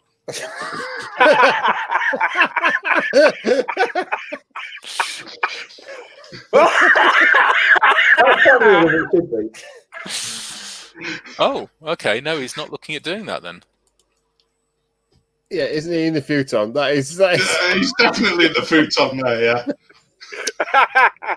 Oh, so he's just going to try and melt them and heal the butchers back up. Mm. Yeah, I mean, those... Yeah, that's... I mean, it's that 18-inch stretch. It's like the point forward and the point backwards. It's just so versatile in the Twilight Ken army. Yeah. So he's going to finish off that rubber unit with the drain life, heal back. Oh, he has gone for the character. Yeah. I mean, the new Twilight Ken army is. I mean, it got bad press. It got bad press at the beginning, but with players like Elliot exploring what can be done with it, it's starting to get more of a following. It's just on there. It's just normal. Yeah. I mean, really though, the Twilight Kin is basically the best bits of Night Stalkers combined with the best bits of the Abyssal list. Yeah, and the best bits of the Elf list. And a token elf. Yeah. Well, if anybody wants to buy 3 Twilight Kin dragons and 3 hordes of chariots, just PM me. Because they're just sitting there doing nothing on the shelf behind me. Funny that, yeah. My chariots are going to get repurposed as goblin mincers. Yes. Nice. But do they have to mince about? Yeah. Oh, yeah. Those butchers are both fully clean now. Yeah, again, if you've got that, less, he really could have done with trying to shoot that crone bound off or crone off. I'm about to say it's not just wiped out that he did the first one, but no, not second. Not in the reroll. I think I'd have been definitely trying to pick on them, given the amount of lightning that Rob has. Yeah, because the individual's not actually in combat. No. So just smash it. Yeah, and if nothing else really matters for it, if they even... Because they are stealthy, but again, that doesn't matter. So having a load of lightning bolt is actually the best thing you can really do at that point. Oh, back down again. He's back. Okay.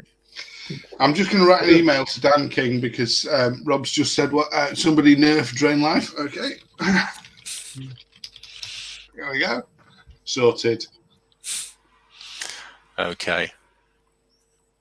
I think if this combat goes, Rob is pretty. That's. Well, he's definitely on the back foot. Yeah. That Legion should survive, though, shouldn't it? No. Probably not. Well, it might do. Might do. 1790. Relatively speaking, for a goblin, it's a high nerve, but it's got a lot against it. Oh no, it's okay. Oh, he's fine. Yeah, no, it's fine. That's vicious rerolls. Oh, isn't it? Yeah. Yeah. So he's up to 10. So no, he's. We'd need a 7. Now that would twice. Is it? Oh no, it's not. Was he he's not inspired, is he? Nope.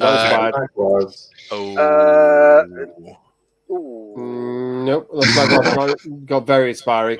No, he's not. No, he's not. He's just inspiring. Yeah, he got him by. He would have got him even without the dread at that point, but the dread is definitely. It's the added bonus, isn't it? I think it stood a chance for surviving. It did do pretty well on the with the Fiends there. I wouldn't have thought it would have gone in one turn, but now the Fiends can go and pick up that other objective over there. I mean, the Fiends got average hits, 12 hits. Why side flip? Well, him off the hill, off the I don't know, off the hill, but no one could see him. I suppose it's maybe so they can't be shot with the Morpup launcher again, but I don't think that's going to do that much at the moment. Yeah, but why not go forward and sidestep the individual? I think part of it is that Elliot's not playing for that token over there. Elliot's trying to win by. Yeah, he's just getting the two. He's ignoring that one. That's that. I mean, nobody. That's in no man's land, isn't it? He can ignore that one, so he can swing them Fiends and. Yeah, well, he's not going to take a 240 point unit and just hide and just go after tokens. No. Yeah, but from a tournament point of view, he needs them all by the end. Yeah, I mean, what are we on now? Turn. Yeah. Was that Rob? Rob maybe shouldn't have. I don't know. I may have sidestepped the individual to get the other unit to be able to actually go forward. So the Impalas have wavered the other horde. They've done right there. Yeah. It would be fun if they were Impalas. It would deer just hopping across. Well, it's the famous South African bloke, isn't it? Vlad the Impala. That would be enough to kill him. He's going to need Springbokkies. Oh dear. No. Dear. That's gone. Surprisingly enough, yes, that is enough to kill him. Oh yeah, they're only they're something 17-19, aren't they, or something? Like that. Oh dear, that is pretty done. It's not looking good. No, not at the moment, because I mean that's he's still got the Magwans. Yeah, the that little unit of that little rabble regiment isn't wavered anymore, is it either? No, that will come off at the end of this turn. But the butchers are presumably now going to turn to face them. Yeah. Hold on. He's given up. Well, table flip. He's gone. He's had enough. Oh, yep. Rob's his internet connection either has gone out or he's just decided, fuck it.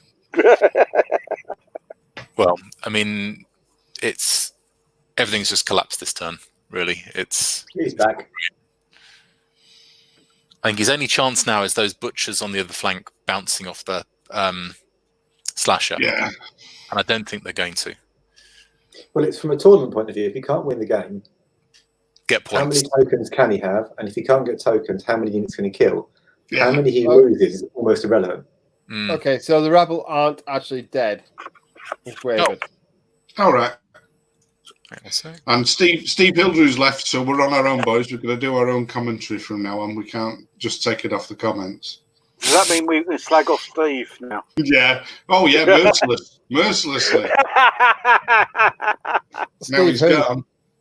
Steve who? Yeah. It's 1921 for the rabble. So. Oh, that's right. It's higher than I Do thought. you realise we had 16 live people watching. We've got 14 now. There's 14 people in the world watching this. Wow. And are you surprised? Look at what are you doing with your life? Talent. Look at the talent you have here. Oh dear. That's. Oh dear. At least Richard is watching the game. 13 people, 12 people. Oh dear. That wasn't good, was it? No, I mean, it wasn't unexpected, in fairness, when he got it through there. But that's... I know. I mean, I hadn't expected him to take a slasher out in one hit, to be honest. Maybe wavered it and had another turn, but to actually one-shot it was... it's an outside. If anybody's going to do it, Abyssal Horseman will. Yeah, and Abyssal Horseman are good. Who'd have known? Who'd have thought Abyssal Horseman were decent? Thing is, it's 16, 18. I mean, he did roll pretty well. I mean, one of the big things that Rob seems to struggle with doing in this list is actually keeping Inspiring going. a proper coverage, because that flank doesn't actually have any inspiring over it at the moment, does it? Is there not a big hit there under No, the? Oh no, he isn't. It's Was he out of range? weirdly, if you run a non-inspiring list, it works really well. But you've got to run it as a whole list as non-inspiring. If you start relying on inspiring, it becomes really. You've got to then have all the different sections taken up with inspiring. You either go all out or none at all. Yeah. So did they re-roll the for that? No, it was out. I think the bigot was out of range, actually. Not very big. Thank you, James.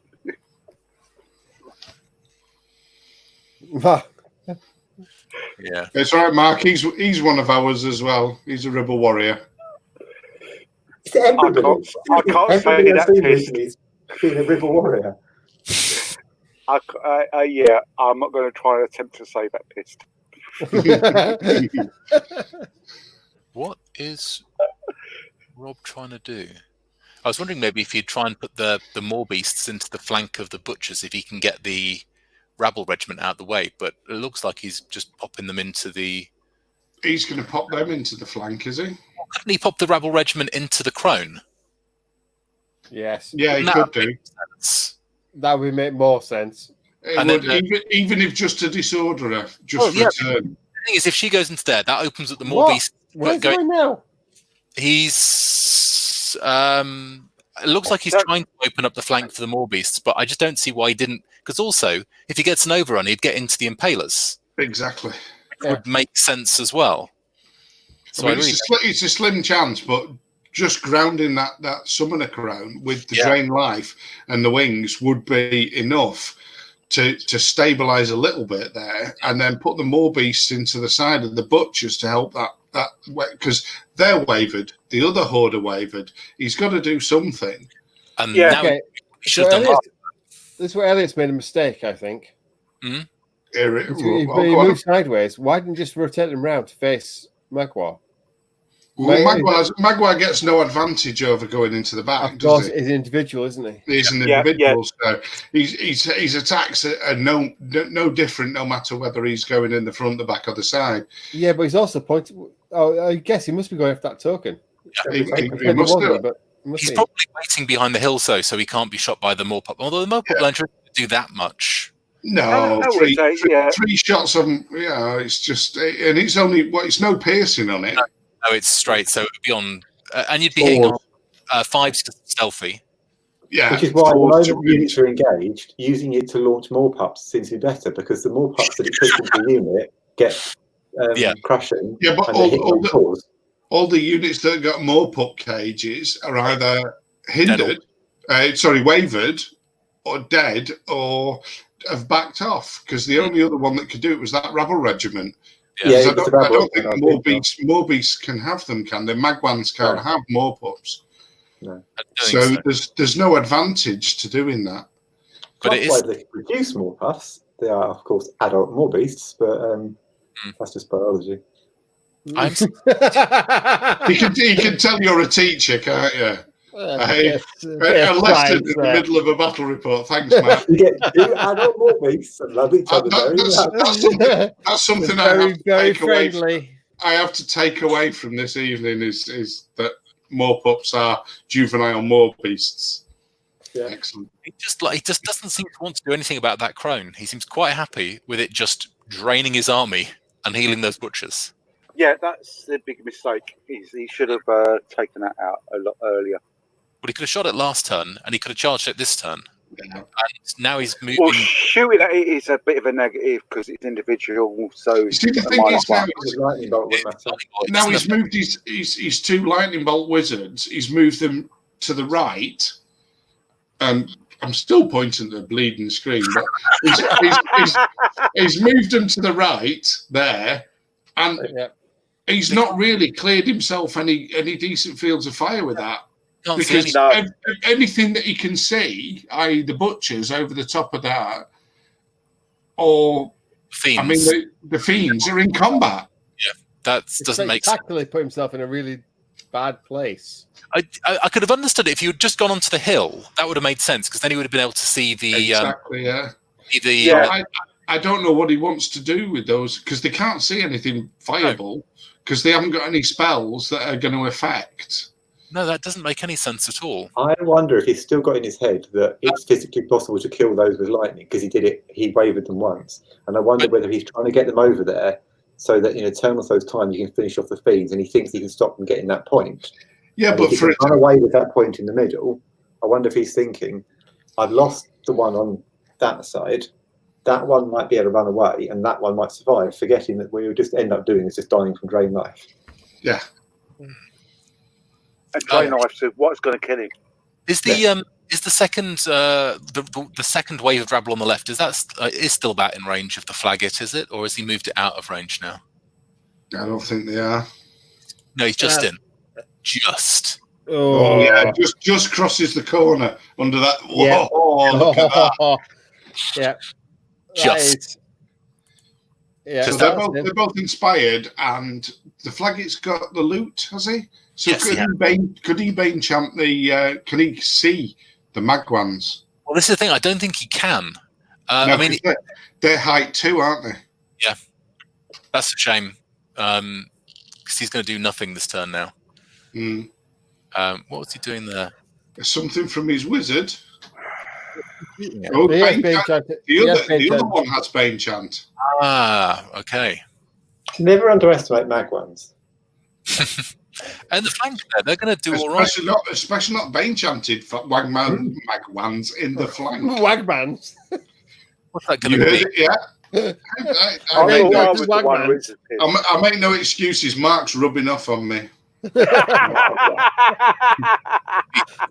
Don't let Mark rub you. And it's fun. Yeah, it's always fun if I rub off on you. We're going to get a reputation, you and me. I know.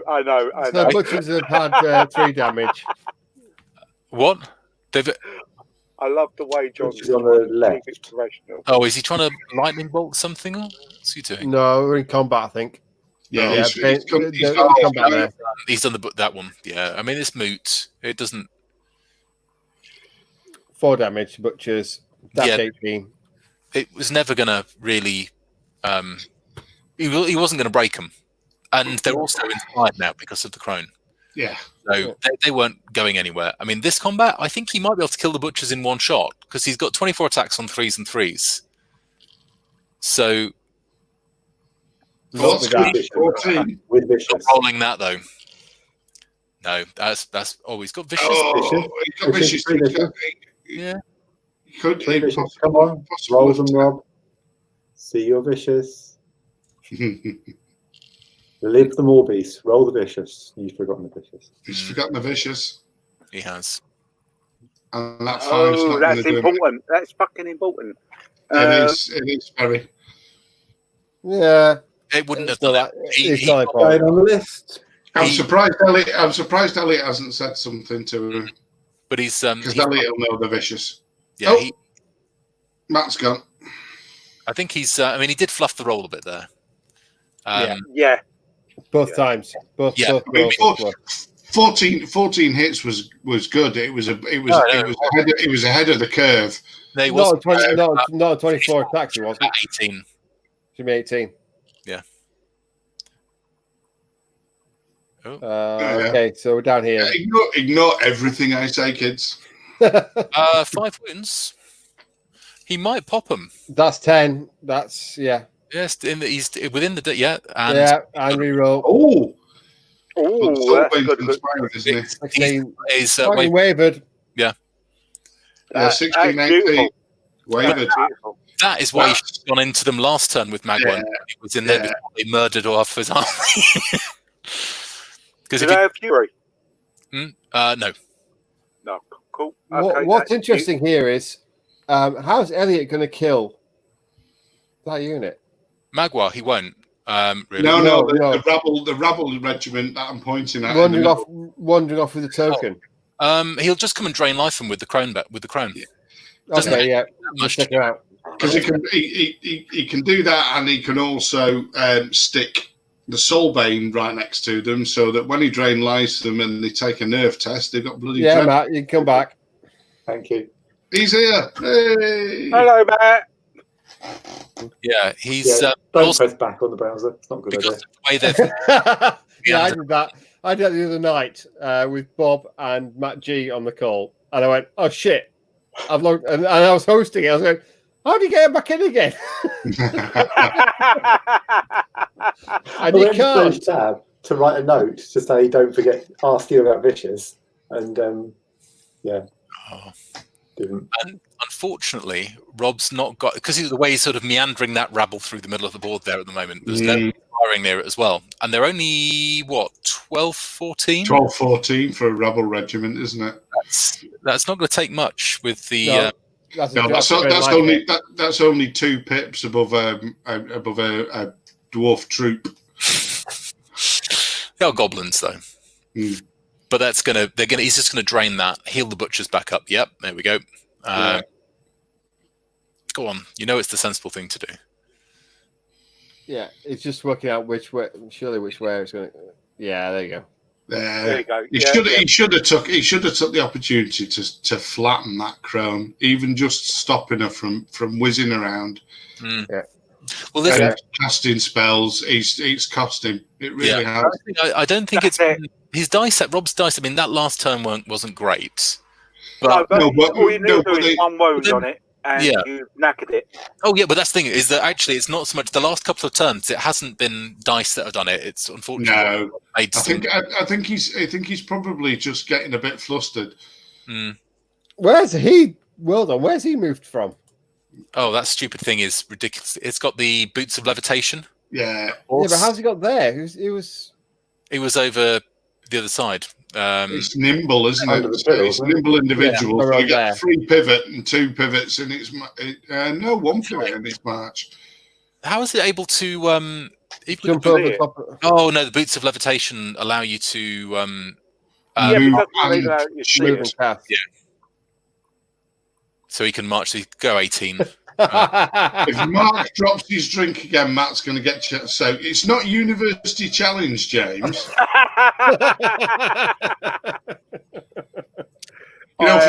For the first 14 years of my life, I thought that actually University Challenge, they were one above each other. Yeah. Oh, so what's it called? The young ones where he kicks. Where he kicks through. Yeah. Where Vivian kicks through. Yeah. Sorry, young ones for anybody who's not in the 40+ age bracket was a sitcom. A brilliant 30 something plus. Yeah. I've seen it. I've seen it. I'm not quite 40. Ooh.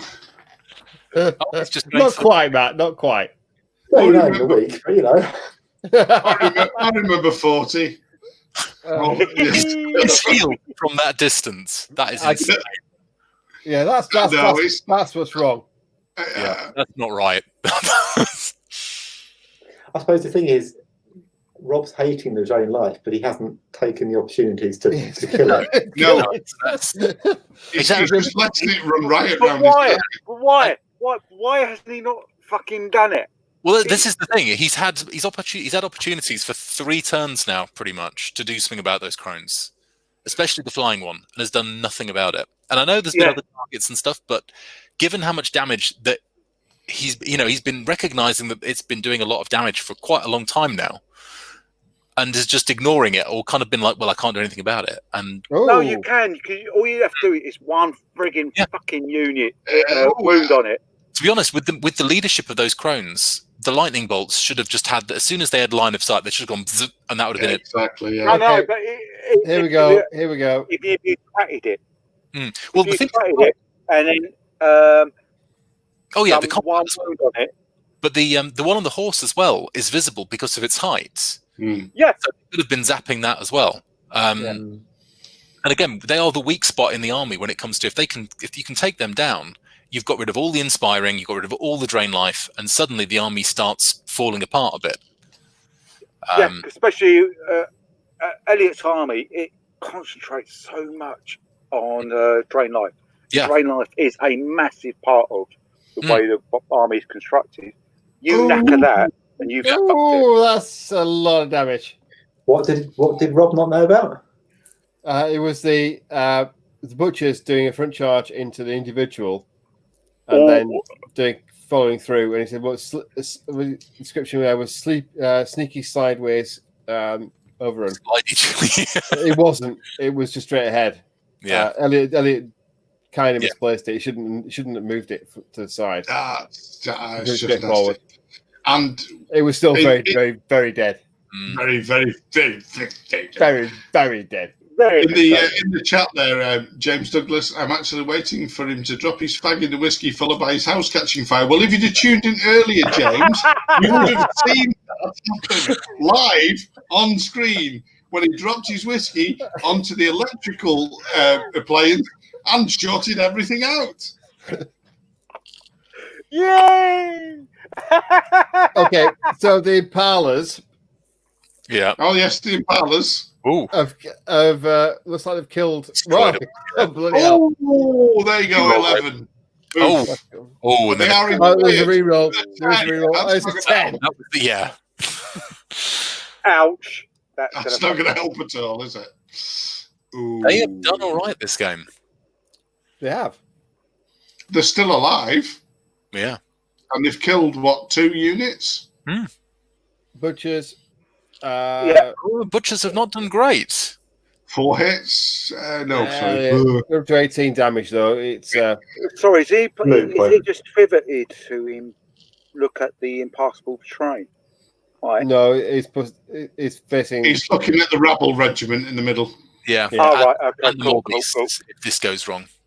But no. Yeah. And there go the wavered other rabble horde. Yeah. That's the first more beats. Oh, yeah. That's Rob's it. Fucked. Yeah, Rob's fucked. We've just been waiting for that succinct analysis all night. There you go. Rob's fucked. He was on that. Why don't we just lead with that instead of all this stuff? If he'd got the butchers on the flank, he might still have a bit of game, but no. Not. But again, in a loot token carrying game, he's got. He's got one regiment and 3 individuals. Yeah, 4 individuals marching there. That's good. That's good if he can. Although the again that dread guy is just going to go into the side of them, isn't he, and kill them. Yeah, Soulbane. Yeah, the Soulbane. The thing is, there's rabble. They anything can kill them. That's their problem. Probably just has to waft past them to kill them. Yeah. So if he lightning bolt kills the individuals that are threatening him, manages to kill the fiends in the back, and then can escape with that token, he could get a draw. Yeah. Draw. Can you carry more than 1 loot token on a unit? Yes. So he's only got unless it goes to turn 7. Technically, he could turn and start trying to get to that other loot token with his rabble. If that rabble somehow miraculously survived, I mean, technically, you could have one wizard goes up and lightning bolts the Soulbane, 1 lightning bolts a crone. Yeah, he's going to give it a go by the looks of things. If he moves them both onto the hill, then he's got a choice. He's looking for big spikes on the dice, though. He is very much so. But an almost wiped out army can win a battle. It's doable. No, it never happens. He's got to run. Never happens, John. Never happens. He's basically got to double into the corner to run 10, so he's out of the charge range of everything on the board. If you can kill those fiends, and all he needs is that rabble to stay alive and for the drop. Am I right in assuming that those fiends are still facing the right-hand side of the table? Yes, they are. So technically, the rabble could charge them, and if it's again in the rear, survived in the rear, yeah, which would be hilarious. But it might, ironically, in this situation, he does kind of need to kill the rabble, but the fiends. But otherwise, Magwar into the Soulbane might have been a. Then there's been lots of things where Magwar could have done other things, but the thing is, Magwar's individual, so he doesn't get the triple attacks. Yeah. Oh, but he doesn't. He hasn't needed them. He's been going and doing pretty big work anyway. Apart from when he fluffed on 3 bishop. It's not Magua, it's Jews. Yeah. I would say is run that 10 straight down to the corner to get it out of the way of everything. Let Magbarm try and take the rear.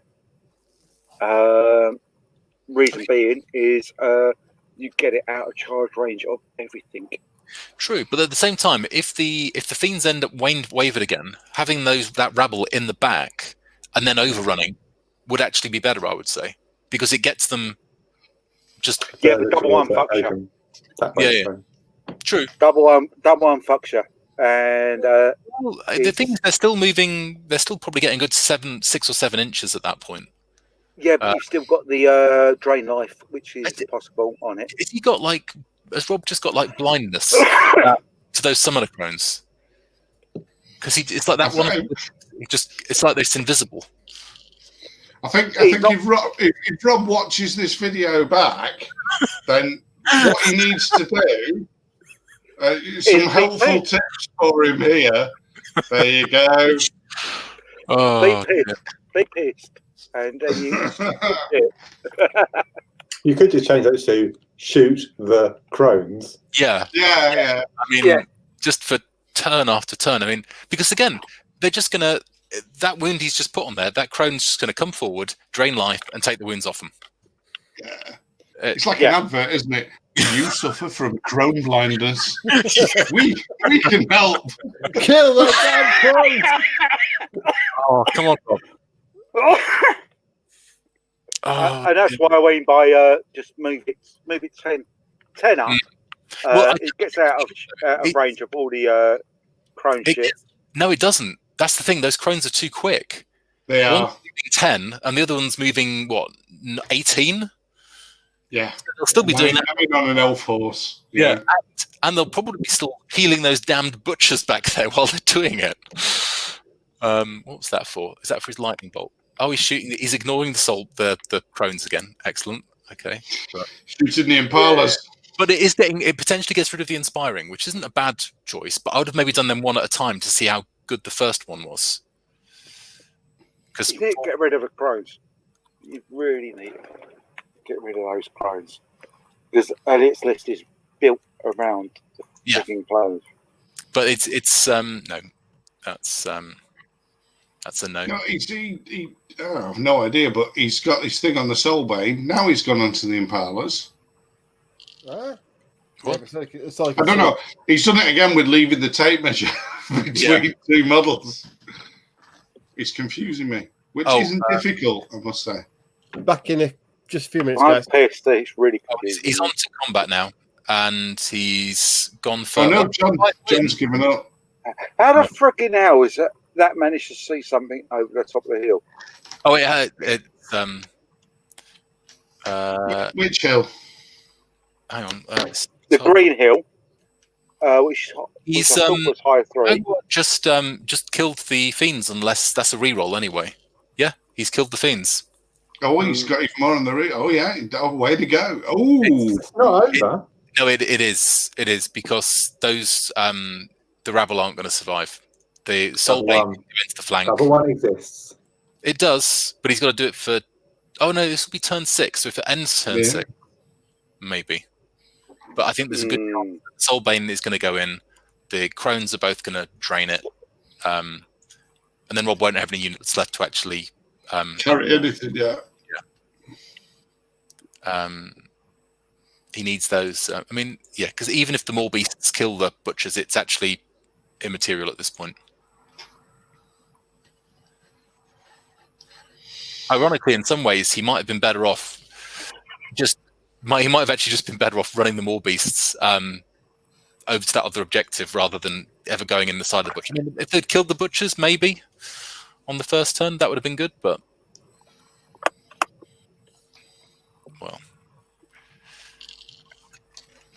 well, ooh, that's rough. Oh, he's rolled D3s. He's rolled D3s.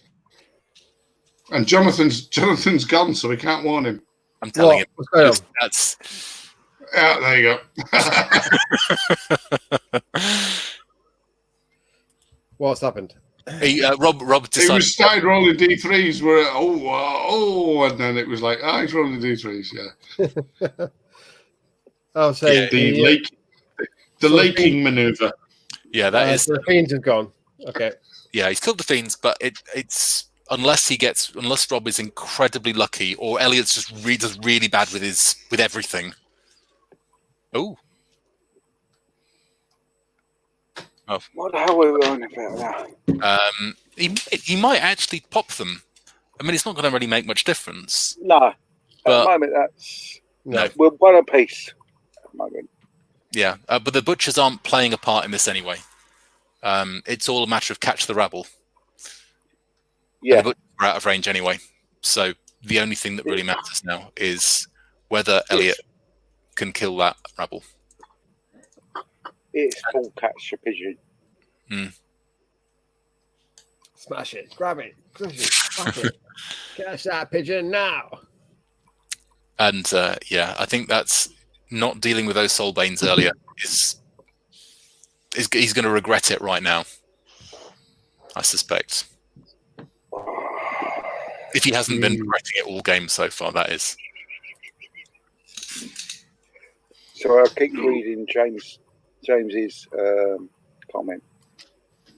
I'll keep having a giggle about it. Yeah. I'm going to have to get the shotgun because the neighbours are playing up again.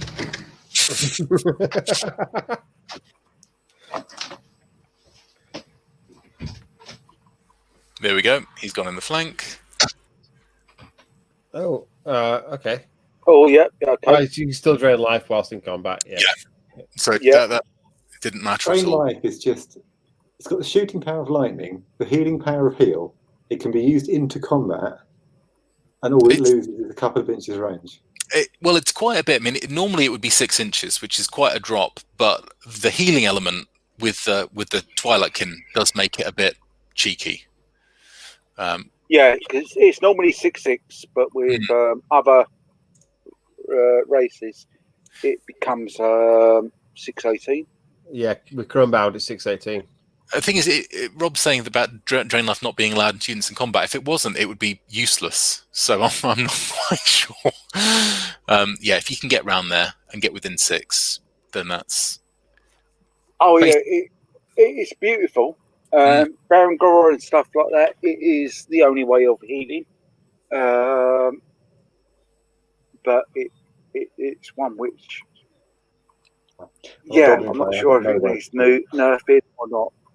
I think giving it the 18 is a bit. Oh god! Oh! He's fluffed it. It's only 1 wound. Aye! Yeah, but that's all we needed. But that was also that was only the first. That was the small one. The big one's coming next. The one that he should have taken. Oh, it's only 2 hits though. 1 wound. But it's there's that another chance at a reroll. So it's up to 7. 7, okay. That's... Yeah, but you won't roll for it yet anyway. And it's got the... bloke in the side. Soulbane coming inside. Yep. Yep. Okay. Is the if it goes to a turn 7, are the Impalers in charge range at the moment? Nope. So what's that 76 for there? Oh, is that for the combat over there, isn't it? Pop. What's if they hit the individual, or is that his individual? Ross Tracker, whose individual that is. Okay, so that is everything that can carry a token is dead, apart from the 1 unit of rabble that are running away. Rabble running away. Oh yeah, because Never already got a token. If the thing is though, if the rabble survive this, I mean, firstly, Rob might still draw it. Okay, that's only 3 hits. At the moment, he is, yeah. 3 hits. That's 3 wounds. 6. Yeah. That's 10. That's 10. That's 10. Yeah. That's basically it's a 1. dead territory. No, it's he needs a 4 to pop him. Reroll. He's done it. Dead. 12, 14 there. Eddie's game. Game over. That's it. That's game. There's nothing left to, unless I suppose Rob could try and just get a few more cheeky points. He could potentially finally kill the crone and the soulbound. Yeah. What is fucking Rob's got left apart from he's got all his characters and his more. All of his units have been taken. Yeah, he's got two wizards on the hill, just above Magua, and then he's got Magua and he's got the Morpop launcher. Yes, he's got there. Actually, in fairness, points-wise at the moment, it might be good. I would probably throw the Morpop launcher at the butchers at this point because that's a 200-odd point unit. It's probably the easiest thing for him to kill. He's hitting on 4s, is it? Wounding on 5s. Yeah. So that would make sense. 10 damage. He's on an 8 at the moment to kill them. And are they inspired? They are. Let's have a look. Are they? I don't know. Is the they don't get my first, do they? It's the crone in rain. It's the crone summoner. Yeah, that can inspire them, which is the mounted one at the back. Is it? Some of the crones. Yeah, they're both inspiring crone band, and everything's crone. Oh band. yeah, just inspired. Very nice. I'll still go for it because it's more kill. Yeah, it's still if you can cause a wound, it's 7s twice, isn't it?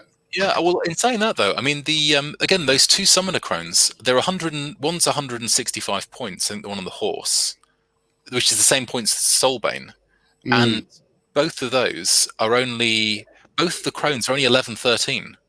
Yes. So. And one's defense 4 and the other one's defense 3. I mean, again, but we've been saying this all game now, so that's yeah. He should have got rid of them. The crones. Kill with a frigging crone. What's up polite then? We were like the rest of the stream, but up polite then. Don't forget, as Paul points out, it's got a BSB still. Yeah, good charge. At one attack. One attack, yeah. No, I think that's. I mean, if he could, what's he going for? Is he going for the butchers? It looks like he's got crone blindness again, so that's. Yeah. Well, you might as well concentrate on the butchers. Go for the butchers. Have a butchers and the butchers. You need to fucking kill them. But I don't know why they've bothered going over there now at that point, though. Okay, and also they should be shooting one at a time, and the Morpop goes first. Morpop first, and then because if he does like 3 damage with the Morpop randomly, he can then deflect onto something else. Yeah. We're probably the weakest crone because you're more likely to actually do something to them. Although I'd have probably charged Magua into one of the crones, probably the one on the horse if I could, because it's taken the.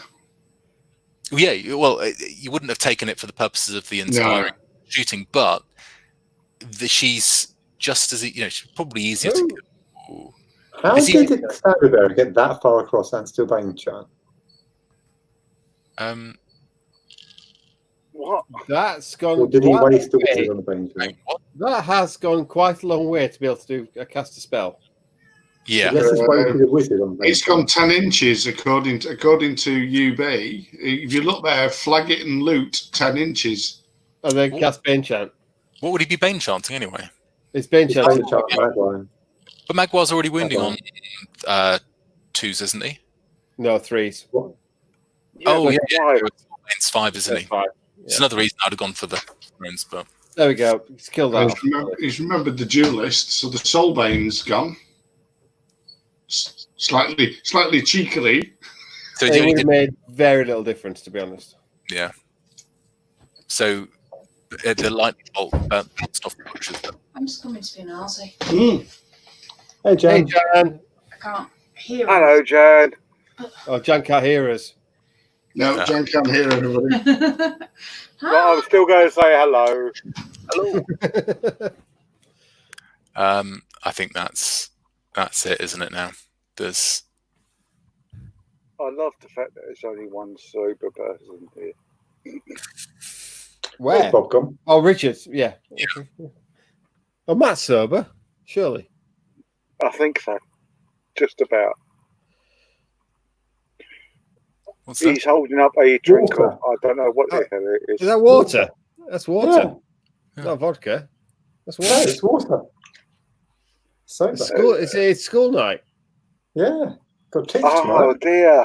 Oh dear. Played the internet, but I've taken Yeah, the I'd say, Mondays Matt, off. you're not actually in school tomorrow, are you? Are you just no, remote? It's back to remote teaching. Does Rob think that objective can be taken by Magua? Yeah, because let's face it, he gave it Give it to my fault, then. Elliot, so he must assume that he could. Are we back? No, we're off. Bob and Jan Magma are trying to can't get take the back up. objective. He's an individual. Yeah, and it's moot anyway because he's not gonna. I suppose it might be if they just drain him off. I suppose, and then if they get a turn 7 and he goes and picks it up. But it depends if he's really that fussed at this point. But Magma can't pick it up. Oh no, Magua. I suppose he's standing on it. He's standing on it, yeah. It instead. Yeah, he's protecting it. Yeah, fair play. He's protecting it. He can't pick it up. There we go. Score it. Drain life. Those butchers are going to go. So let's go back to normal. Like, oh, that's 10. Yeah, 10 hits.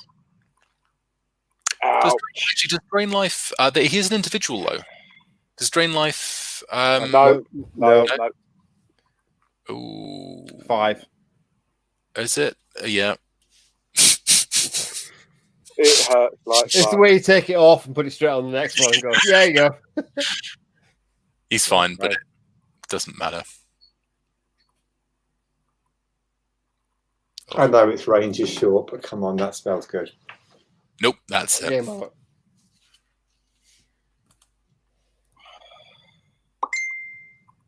Well, Hi to The thing is, Paul, even if Robert. he. There we go. Sorry. I mean, I suppose it's only 1-0. It's could be worse. I have to lean in this way. Oh yeah. It I'll could take be a hell of a lot worse. But at the same time, I mean, Cheers, guys. got to say, hey, yeah, Elliot's picked up quite a bundle of kill points there. No. Mm. I'll do is Don't unplug anything. I just Don't unplug anything again. that one. And that's Yep. it. They'll be busy Wrong one. counting up points now. Right. I am going to. I had the microphone still there. So it's that one. Elliot wins 1-0. Yeah. Yeah, that's it. It's Heightfall. And for Rob's to lose. Right. Yeah. Well, I'm going to call it there then. I suppose you wanted to get the guys in at the end. So, Right. Rob's Well, a bit already. thank you very much, Richard, for joining us. That was That's all right. brilliant. That was good fun. You're the one who's paying attention to what's going on in the game. It's really appreciated. You're the sober man. Well, anyway. Cheers. Good evening, guys. No, Cheers. It was brilliant. Thank you. Yeah. Thank you. Cheers. All right. So, Rob's back. Hey, Rob. Lighting the crones.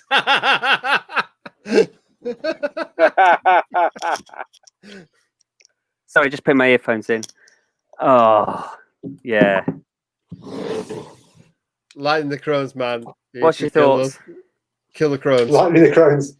Kill the fucking crones. Kill the fucking crones.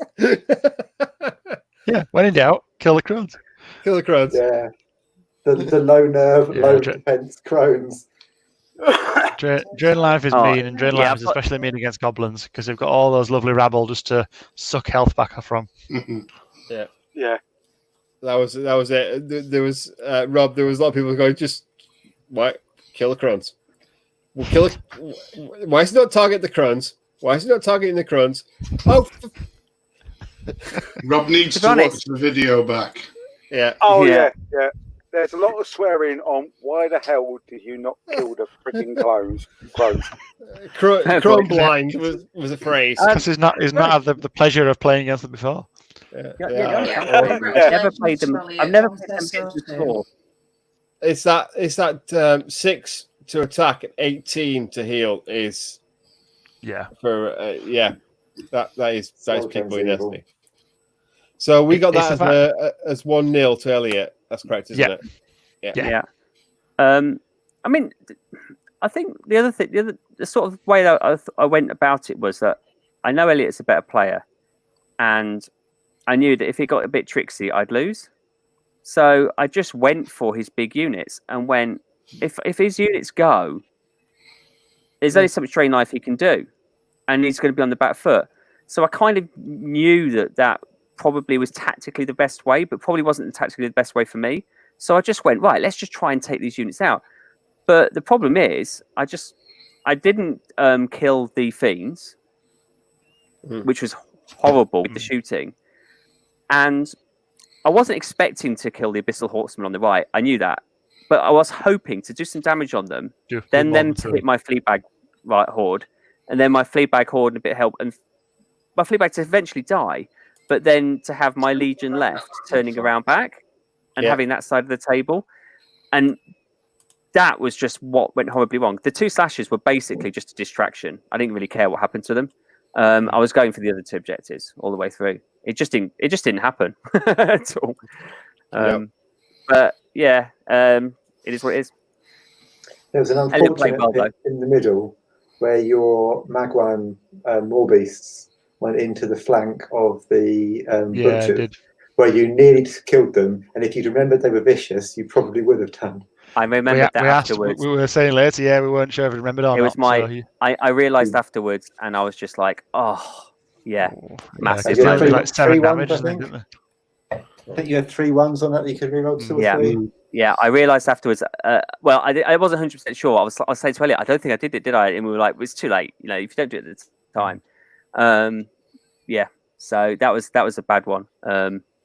That and forgetting the 2 things I realised were clear mistakes was I realised that afterwards, and I realised I forgot my more at the end, but frankly, too late anyway.